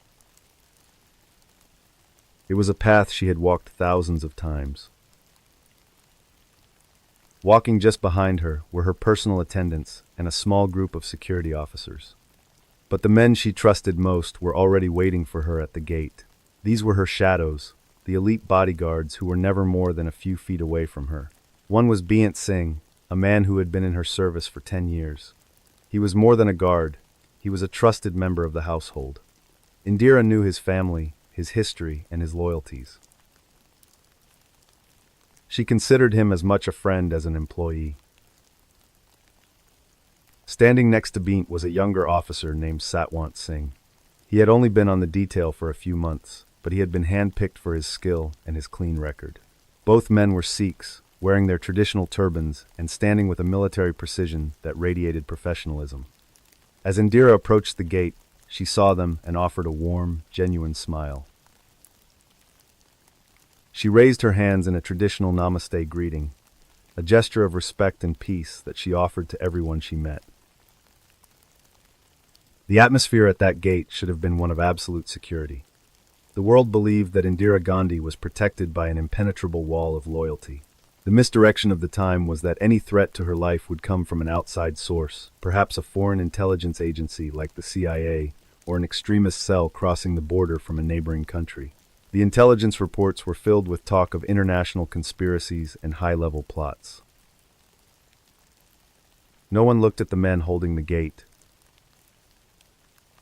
But as Indira said namaste, the world seemed to stop. Beant Singh did not return the greeting. Instead, he reached into the waistband of his trousers and pulled out a service revolver. He fired 3 rounds into Indira's abdomen at point-blank range. The sound of the shots was deafening in the quiet garden. Indira gasped, her hands flying to her stomach as she collapsed onto the wet gravel. The saffron silk of her sari was instantly stained, a deep, dark crimson as she fell to the ground. As she lay there, looking up at the gray sky, Beant Singh turned to Satwant. He shouted for the younger man to finish it. Satwant Singh, carrying a submachine gun, stepped forward. He did not hesitate. He emptied an entire magazine 30 rounds into the Prime Minister as she lay defenseless on the path. The noise was a continuous, mechanical roar that drowned out the rain and the screams of the attendants. The betrayal was complete. The shadows had turned into executioners in the blink of an eye. Based on the evidence and the confessions that followed, the reconstruction of the crime revealed a deep, religious motivation. The guards were acting in revenge for Operation Blue Star, a military action Indira had ordered months earlier to remove militants from the Golden Temple, the holiest site in the Sikh religion. To Beant and Satwant, Indira was not a leader, she was an enemy of their faith. They had spent weeks planning the assassination, even timing their shifts to ensure they would be at that specific gate together. The irony was that Indira had been warned. Her advisors had suggested removing all Sikh members from her security detail to prevent exactly this kind of inside job. But Indira had refused. She believed that India was a secular nation where a person's religion should never determine their trustworthiness. She had said that if she began to fear her own people, she would no longer be fit to lead them. Her faith in the unity of her country was the very thing that allowed her killers to get close enough to pull the trigger. The aftermath of the assassination was a nightmare of epic proportions. As news of her death spread, the country erupted into a wave of anti-Sikh riots that resulted in the deaths of thousands of innocent people. The peace she had worked her whole life to maintain was shattered in a matter of hours. Indira Gandhi was gone, and the garden at Safdarjung Road became a crime scene. The orange petals of her sari scattered among the gravel and the rain, a silent witness to a betrayal that changed India forever. The betrayal in the Garden of New Delhi was a personal and national tragedy. But across the border in Burma, a different kind of state-sponsored violence was about to unfold. A bombing that was intended to take out an entire government in a single, fiery moment of terror. The betrayal in the Garden of New Delhi was a personal and national tragedy, but across the border in Burma, a different kind of state-sponsored violence, was about to unfold, a bombing that was intended to take out an entire government in a single, fiery moment of terror. The rain in Rangoon in October of 1983 was a constant, oppressive presence.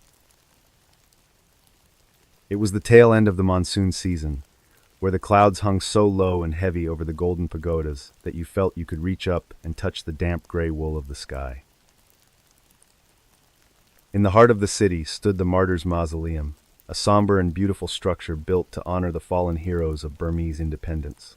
It was a place of deep silence and reverence, constructed of rich red wood and white stone, standing on a hill that overlooked the sprawling city below.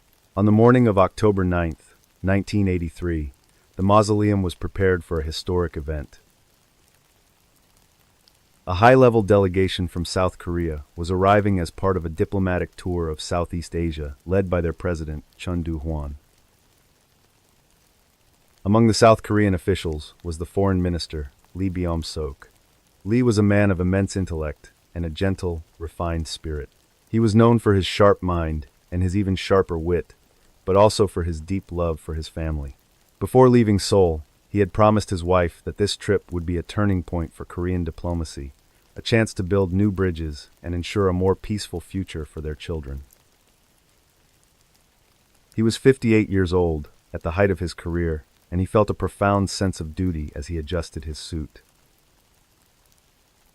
The South Korean delegation was large, consisting of nearly 30 top-level officials, including the ministers of commerce, energy, and agriculture. These were the men who had rebuilt their country from the ashes of war, the architects of the miracle on the Han River.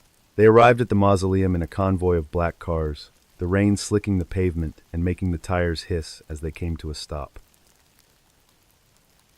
They stepped out into the humid air, shaking hands with their Burmese counterparts, their faces solemn as they prepared to lay a wreath. The atmosphere was one of formal, quiet dignity. The South Korean officials lined up in front of the central memorial, standing in several neat rows.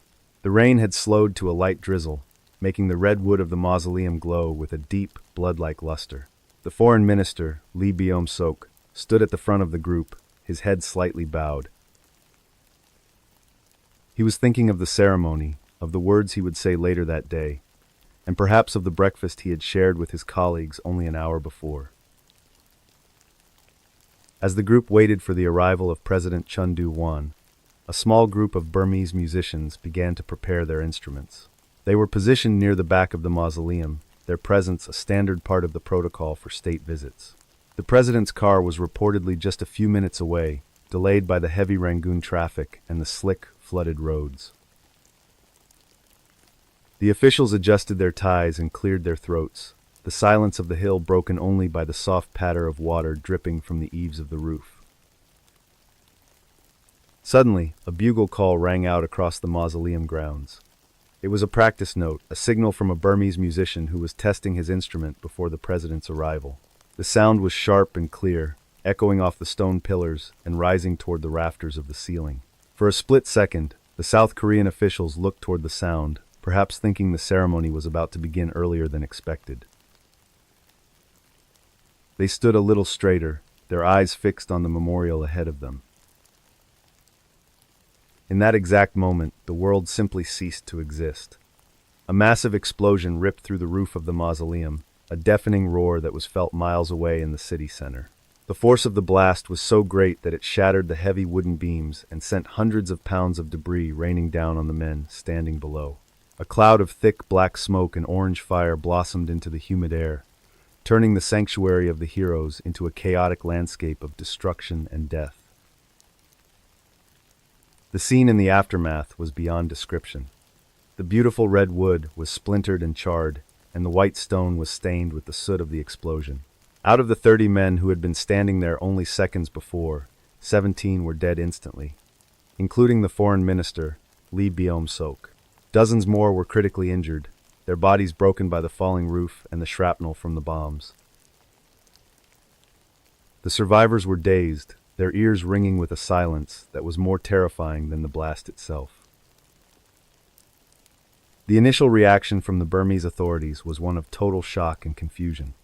They first suspected local insurgents or anti-government rebels who had been fighting the regime for years. The false flag here was the assumption that this was an internal Burmese matter, a domestic terror attack aimed at embarrassing the government during a state visit.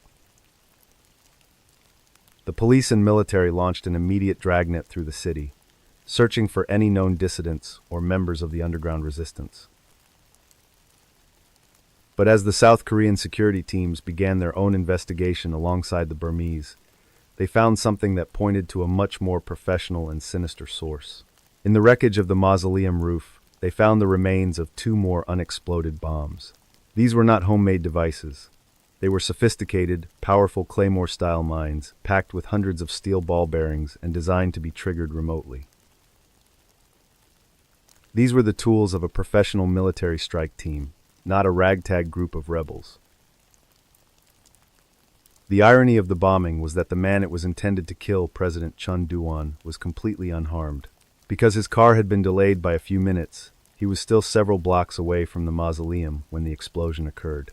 The operatives hidden in the roof had heard the practice bugle call and mistook it for the official signal of the president's arrival. They had triggered the bombs too early, killing the entire cabinet but missing their primary target by less than 300 seconds. Based on the forensic evidence and the intelligence reports that followed, the reconstruction of the crime revealed a terrifying level of state-sponsored planning. The perpetrators were 3 North Korean commandos, Major Zin Mo, Captain Kim Jin-soo, and Captain Kang Min-chol. They had been sent by the North Korean government to decapitate the South Korean leadership in a single blow. They had arrived in Burma weeks earlier on a merchant ship and had spent days hiding in the rafters of the mausoleum, living on dry rations and water. As the hunt for the bombers intensified, the 3 commandos tried to flee the city. They split up, moving through the dense jungle and the muddy riverbanks on the outskirts of Rangoon. The Burmese military was now fully mobilized, fueled by the rage of having their national shrine desecrated. 2 of the commandos were cornered near a river. When they realized they were surrounded, they did not surrender. They pulled the pins on hand grenades, intending to take their pursuers with them. One was killed in the blast, and the other was captured. The 3rd commando, Kang Min-chol, was chased into a small village. He was a highly trained operative, but he was exhausted and cornered. As the Burmese soldiers moved in, Kang pulled out a grenade. He attempted to blow himself up, but the device was faulty or he was too slow. The explosion tore off his arm but left him alive. He was taken to a military hospital, where he eventually broke his silence. He confessed to the entire plot, providing the proof that the bombing had been ordered from the highest levels of the North Korean government. The Rangoon bombing was an unprecedented act of international terrorism, a state-sponsored assassination attempt that nearly wiped out the top tier of a sovereign government. The loss of Lee Byung-suk and the other ministers left a hole in the heart of South Korea that took years to heal. The rain in Rangoon eventually washed away the soot and the blood from the stone, but the mausoleum was forever changed. It became a monument not just to the heroes of the past, but to the fragility of peace in a divided world. The commandos thought they were serving their country, but they only succeeded in uniting the world in condemnation of their actions. The memory of that morning on the hill remains a chilling reminder that the shadows of war can reach out even in the most sacred of places, and that sometimes a single note of a bugle can be the difference between life and death. The rain continues to fall on the gold and red of Burma, a silent witness to a moment of fire that the world will never be allowed to forget. The explosion in Burma was a high-stakes act of political warfare, but in the peaceful countryside of France, a much more intimate and personal shadow was falling over a small boy and a family that was being hunted by an invisible predator. The intimate horror of a family betrayal in France was a tragedy of the heart, but in the bustling streets of London, a group of men were about to commit a crime that would turn a simple robbery into a legendary heist, one that would bring with it a curse that lasted for decades. The rain in London during November of 1983 was a persistent, soot-stained drizzle that clung to the brickwork of the East End and turned the tarmac of Heathrow Airport into a shimmering, oil-slicked mirror. It was a cold, damp Saturday morning, the kind where the fog rolls in from the Thames and swallows the tops of the cranes. In the south of London, a 31-year-old man named Mickey McAvoy was sitting in his kitchen, nursing a mug of tea and looking out at the gray sky. Mickey was a man who lived between two worlds. To his neighbors, he was a regular guy, a bit of a lad who liked his dogs and his cars, but generally kept to himself. But in the underworld of London, Mickey was known as a face. He was a professional thief, a man with a reputation for being cool under pressure and for having a level of ambition that far outstripped his modest surroundings. Mickey didn't want to spend his life doing smash and grabs or robbing local post offices. He wanted the big one. He wanted the kind of score that would allow him to walk away from the life forever and live like a king on the coast of Spain. He had spent months assembling a crew of 6 men, each of them hardened criminals who knew how to keep their mouths shut and their eyes open. They had a plan that they believed was foolproof, a job that would net them a cool £3 million in cash. The target was Unit 7 of the Brinks-Mat warehouse, located at the trading estate near Heathrow. This was where international banks stored their cash reserves before they were shipped across the Atlantic. It was a fortress of concrete and steel, protected by the latest electronic sensors and a team of professional security guards. But Mickey had an ace up his sleeve. One of the guards, a man named Anthony Black, was his brother-in-law. Anthony had provided the crew with the gate keys and the internal codes. At 6:40 in the morning, on November 26th, the crew arrived at the warehouse in a nondescript yellow van. The rain was coming down harder now, a steady drumming that masked the sound of their boots as they moved toward the perimeter fence. They were wearing dark balaclavas and carried sawed-off shotguns. Thanks to the inside information, they bypassed the outer alarms and slipped through a side door.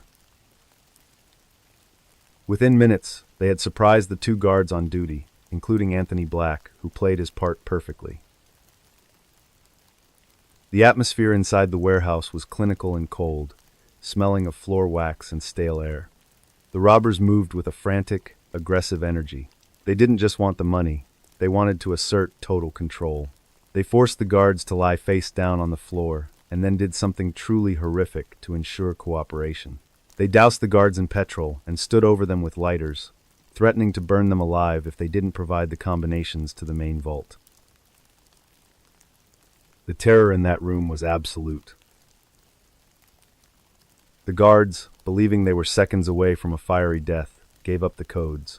Mickey and his team moved toward the high-security vault, their hearts pounding with the expectation of seeing stacks of used 20-pound notes.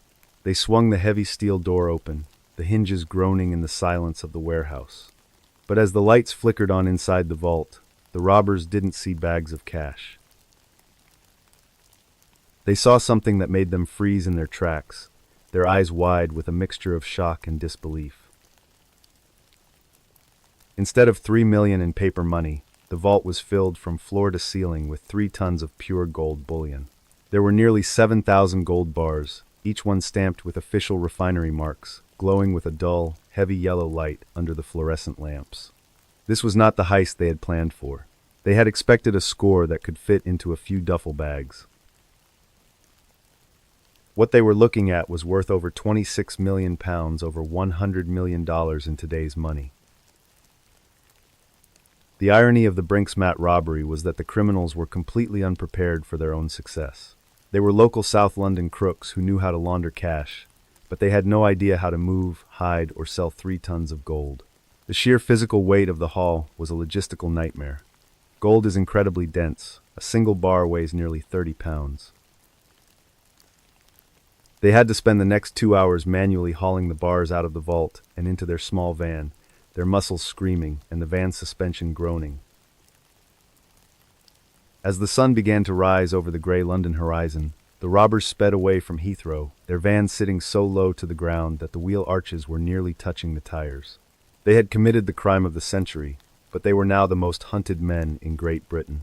The false flag in the early days of the investigation was that the police assumed this was a job by an international syndicate, perhaps the Italian mafia or a high-level Colombian cartel. They couldn't imagine local thieves pulled this off.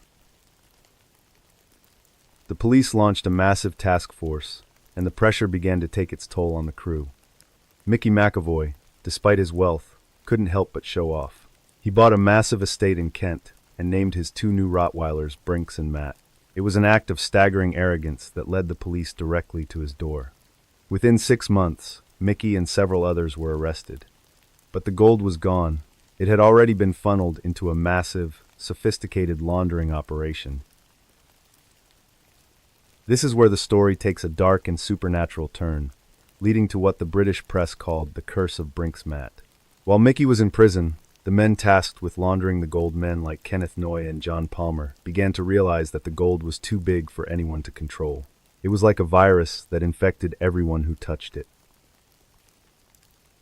The gold was melted down in backyard furnaces, mixed with copper to change its purity, and then sold back into the legitimate market, effectively disappearing forever. Based on the evidence from the decade-long investigation, the reconstruction of the curse reveals a trail of blood that spanned 30 years. Because the gold was so valuable, the underworld began to cannibalize itself. Everyone wanted a bigger piece of the melting pot. Over 20 people associated with the robbery or the laundering of the gold met violent ends. Some were shot in their driveways, others were stabbed in their own gardens, and some simply vanished, their bodies never to be found. The money from the gold didn't just stay in the pockets of criminals. It actually changed the landscape of London itself. Investigators believe that much of the laundered gold was funneled into the burgeoning property market in the Docklands during the 1980s. The sleek glass towers and luxury apartments that define modern London were quite literally built on the foundations of the Brinks-Matt gold. The irony is that millions of people now live and work in buildings funded by the bloodiest heist in British history. Mickey McAvoy eventually died in 2022, a man who had spent most of his life behind bars for a crime that brought him nothing but grief. He never saw the majority of the wealth he had stolen. The gold bars were gone, but the shadows they cast remained. The Brinks-Matt heist serves as a chilling reminder that sometimes, getting exactly what you wished for is the greatest punishment of all. The rain still falls over the trading estate near Heathrow, a quiet place that once held a king's ransom and a curse that wouldn't die. The gold of London was a curse of greed that destroyed a brotherhood of thieves. But in the sweltering heat of Los Angeles, a different kind of monster was emerging. A man who didn't want gold, but who wanted to prove that the darkness in his soul was a gift from the devil himself. Would you like me to proceed with story 15? The intimate horror of a family betrayal in France was a tragedy of the heart, but in the bustling streets of London, a group of men were about to commit a crime that would turn a simple robbery into a legendary heist, one that would bring with it a curse that lasted for decades. The rain in London during November of 1983 was a persistent, soot-stained drizzle that clung to the brickwork of the East End and turned the tarmac of Heathrow Airport into a shimmering, oil-slicked mirror. It was a cold, damp Saturday morning, the kind where the fog rolls in from the Thames and swallows the tops of the cranes. In the south of London, a 31-year-old man named Mickey McAvoy was sitting in his kitchen, nursing a mug of tea and looking out at the gray sky. Mickey was a man who lived between two worlds. To his neighbors, he was a regular guy, a bit of a lad who liked his dogs and his cars, but generally kept to himself. But in the underworld of London, Mickey was known as a face. He was a professional thief, a man with a reputation for being cool under pressure and for having a level of ambition that far outstripped his modest surroundings. Mickey did not want to spend his life doing smash and grabs or robbing local post offices. He wanted the big one. He wanted the kind of score that would allow him to walk away from the life forever and live like a king on the coast of Spain. He had spent months assembling a crew of 6 men, each of them hardened criminals who knew how to keep their mouths shut and their eyes open. They had a plan that they believed was foolproof, a job that would net them a cool £3 million in cash. The target was Unit 7 of the Brinks-Matt warehouse, located at the trading estate near Heathrow. This was where international banks stored their cash reserves before they were shipped across the Atlantic. It was a fortress of concrete and steel, protected by the latest electronic sensors and a team of professional security guards. But Mickey had an ace up his sleeve. One of the guards, a man named Anthony Black, was his brother-in-law. Anthony had provided the crew with the gate keys and the internal codes. At 6:40 in the morning on November 26th, the crew arrived at the warehouse in a nondescript yellow van. The rain was coming down harder now, a steady drumming that masked the sound of their boots as they moved toward the perimeter fence. They were wearing dark balaclavas and carried sawed-off shotguns. Thanks to the inside information, they bypassed the outer alarms and slipped through a side door. Within minutes, they had surprised the two guards on duty, including Anthony Black, who played his part perfectly. The atmosphere inside the warehouse was clinical and cold, smelling of floor wax and stale air. The robbers moved with a frantic, aggressive energy. They did not just want the money. They wanted to assert total control. They forced the guards to lie face down on the floor, and then did something truly horrific to ensure cooperation. They doused the guards in petrol and stood over them with lighters, threatening to burn them alive if they did not provide the combinations to the main vault. The terror in that room was absolute. The guards, believing they were seconds away from a fiery death, gave up the codes. Mickey and his team moved toward the high-security vault, their hearts pounding with the expectation of seeing stacks of used 20-pound notes. They swung the heavy steel door open, the hinges groaning in the silence of the warehouse. But as the lights flickered on inside the vault, the robbers did not see bags of cash. They saw something that made them freeze in their tracks, their eyes wide with a mixture of shock and disbelief. Instead of $3 million in paper money, the vault was filled from floor to ceiling with 3 tons of pure gold bullion. There were nearly 7,000 gold bars, each one stamped with official refinery marks, glowing with a dull, heavy yellow light under the fluorescent lamps. This was not the heist they had planned for. They had expected a score that could fit into a few duffel bags. What they were looking at was worth over 26 million pounds, over $100 million in today's money. The irony of the Brinksmat robbery was that the criminals were completely unprepared for their own success. They were local South London crooks who knew how to launder cash, but they had no idea how to move, hide, or sell 3 tons of gold. The sheer physical weight of the haul was a logistical nightmare. Gold is incredibly dense. A single bar weighs nearly 30 pounds. They had to spend the next 2 hours manually hauling the bars out of the vault and into their small van, their muscles screaming and the van's suspension groaning. As the sun began to rise over the gray London horizon, the robbers sped away from Heathrow, their van sitting so low to the ground that the wheel arches were nearly touching the tires. They had committed the crime of the century, but they were now the most hunted men in Great Britain.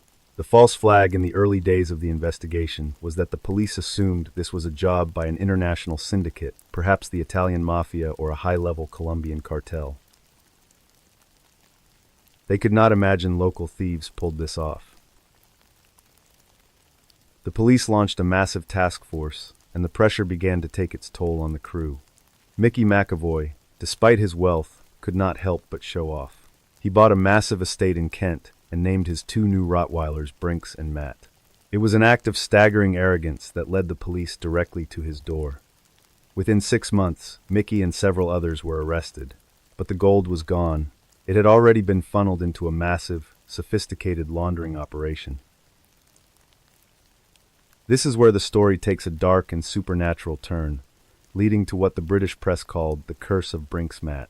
While Mickey was in prison, the men tasked with laundering the gold men like Kenneth Noe and John Palmer began to realize that the gold was too big for anyone to control.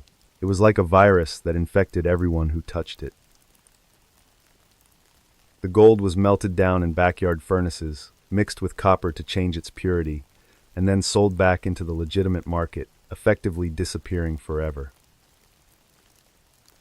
Based on the evidence from the decade-long investigation, the reconstruction of the curse reveals a trail of blood that spanned 30 years. Because the gold was so valuable, the underworld began to cannibalize itself. Everyone wanted a bigger piece of the melting pot. Over 20 people associated with the robbery or the laundering of the gold met violent ends. Some were shot in their driveways, others were stabbed in their own gardens, and some simply vanished, their bodies never to be found.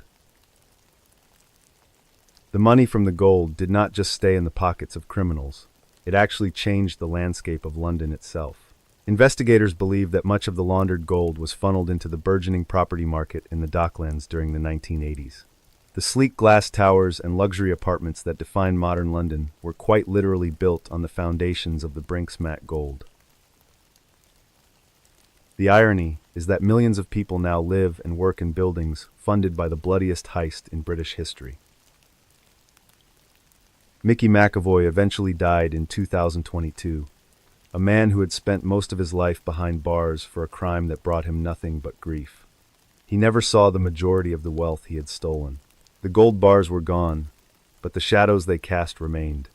The Brinks-Mat heist serves as a chilling reminder that sometimes getting exactly what you wished for is the greatest punishment of all. The rain still falls over the trading estate near Heathrow, a quiet place that once held a king's ransom and a curse that would not die. The gold of London was a curse of greed that destroyed a brotherhood of thieves. But in the sweltering heat of Los Angeles, a different kind of monster was emerging, a man who did not want gold, but who wanted to prove that the darkness in his soul was a gift from the devil himself. The gold of London was a curse of greed that destroyed a brotherhood of thieves. But in the sweltering heat of Los Angeles, a different kind of monster was emerging, a man who did not want gold, but who wanted to prove that the darkness in his soul was a gift from the devil himself. The rain in Southern California during June of 1984 was non-existent. Instead, the air in the Glassell Park neighborhood was a thick, stagnant blanket of heat that refused to lift even after the sun went down. It was the kind of night where every window is cracked open, hoping for a breeze that never comes. Jenny Vinkow was 79 years old, a woman who had lived through nearly a century of changes in her city. She lived in a modest apartment on Chapman Street, a place filled with the photographs and mementos of a long, quiet life. Jenny was known by her neighbors as a kind, independent woman who still walked to the local market and took pride in her small home. She was a mother and a grandmother, the kind of person who represented the backbone of a neighborhood that was slowly changing around her. On the night of June 28, 1984, Jenny followed her usual routine. She locked her front door, turned off the television, and prepared for bed. Because of the sweltering heat, she left a window in her bedroom slightly ajar, covered only by a thin screen. She believed she was safe. She had lived in this building for years without a single problem.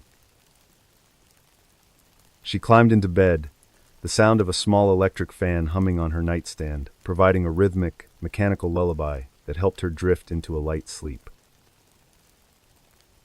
But outside, moving through the shadows of the apartment complex, was a 24-year-old man who felt like he was being guided by an invisible dark hand. His name was Richard Ramirez. He was tall, gaunt, with long, messy dark hair and a set of rotting teeth that made his smile look like a jagged wound. Richard had spent the day wandering the city, fueled by a mixture of heavy metal music and a growing obsession with the occult. He did not have a plan. He did not have a target. He was simply looking for an open door or an unlocked window. He saw the gap in Jenny's window and felt a surge of adrenaline.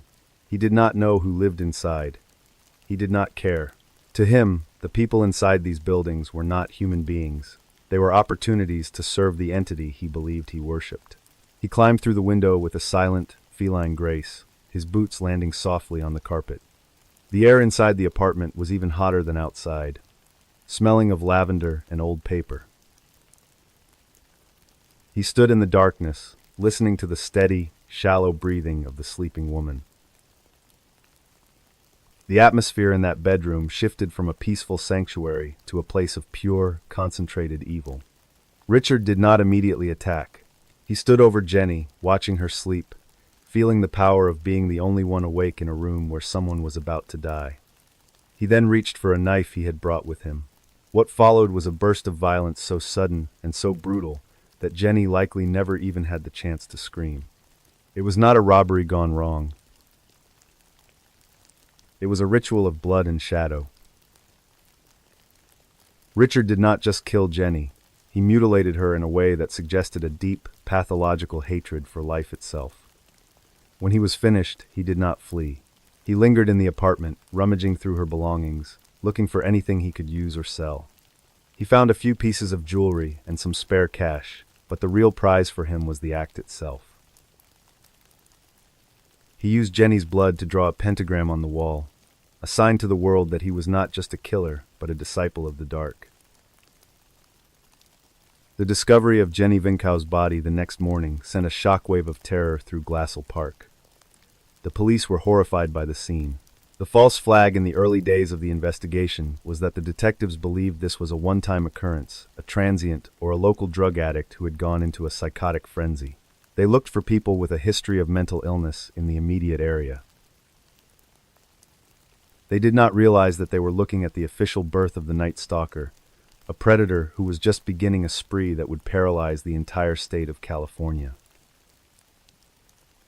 Throughout the rest of 1984, the fear in Los Angeles became a physical thing. People stopped going out at night. They bought every deadbolt and window alarm available in the stores. The heat wave continued, but people slept with their windows bolted shut, preferring the suffocating heat to the risk of the man who moved in the night. Richard Ramirez was hitting at random north, south, east, and west. He killed men, women, and children. He had no type. He had no pattern. He was a shadow that could enter any home at any time. The irony of the Night Stalker case was that Richard Ramirez was not a ghost or a demon. He was a man who took the bus. He moved through the city in plain sight, often wearing a hat to cover his distinctive hair. He was nearly caught several times, but he always managed to slip away just as the police arrived. The investigators were overwhelmed by the sheer number of crime scenes, each one more horrific than the last. They were chasing a ghost who left behind nothing but pentagrams and the smell of rot. Based on the evidence from that long, bloody summer, the reconstruction of Richard's mindset reveals a man who was deeply influenced by the media's coverage of his crimes. He loved the name, the Night Stalker. He felt that the more the city feared him, the more powerful he became. He would often leave clues behind on purpose, mocking the police and the public. He believed he was invincible, protected by the devil himself. He was a monster who had been created by a combination of a troubled childhood and a culture that was fascinated by the macabre.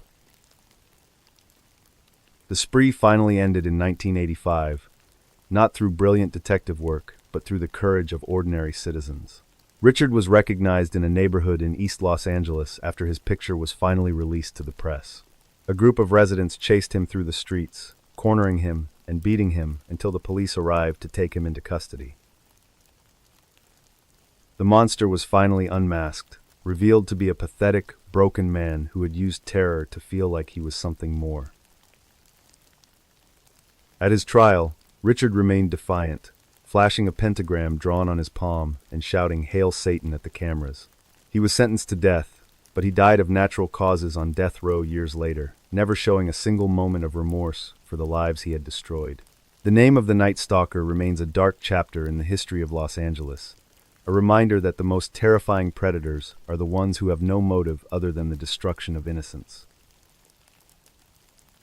The rain in London and the heat of Los Angeles were two different worlds, but they both held stories of moments that never should have happened. From the poisoned candy of Japan to the handless corpses of the Mr. Asia Syndicate, we have traveled through 15 dark paths tonight. Each story is a reminder that the world is a strange, dark, and mysterious place, and that the truth is often far more terrifying than any fiction we could ever imagine. That is going to do it for tonight's 15-story marathon. I hope these stories were exactly what you were looking for. If you enjoyed this episode, please remember to hit the like button and subscribe to the channel. It really helps us out and ensures you never miss a new story. Until next time, I'm Mr. Ballin. Check your locks one last time, and have a good night. Note: some elements of this story have been creatively adapted and fictionalized to add dramatic effect and make the story more compelling.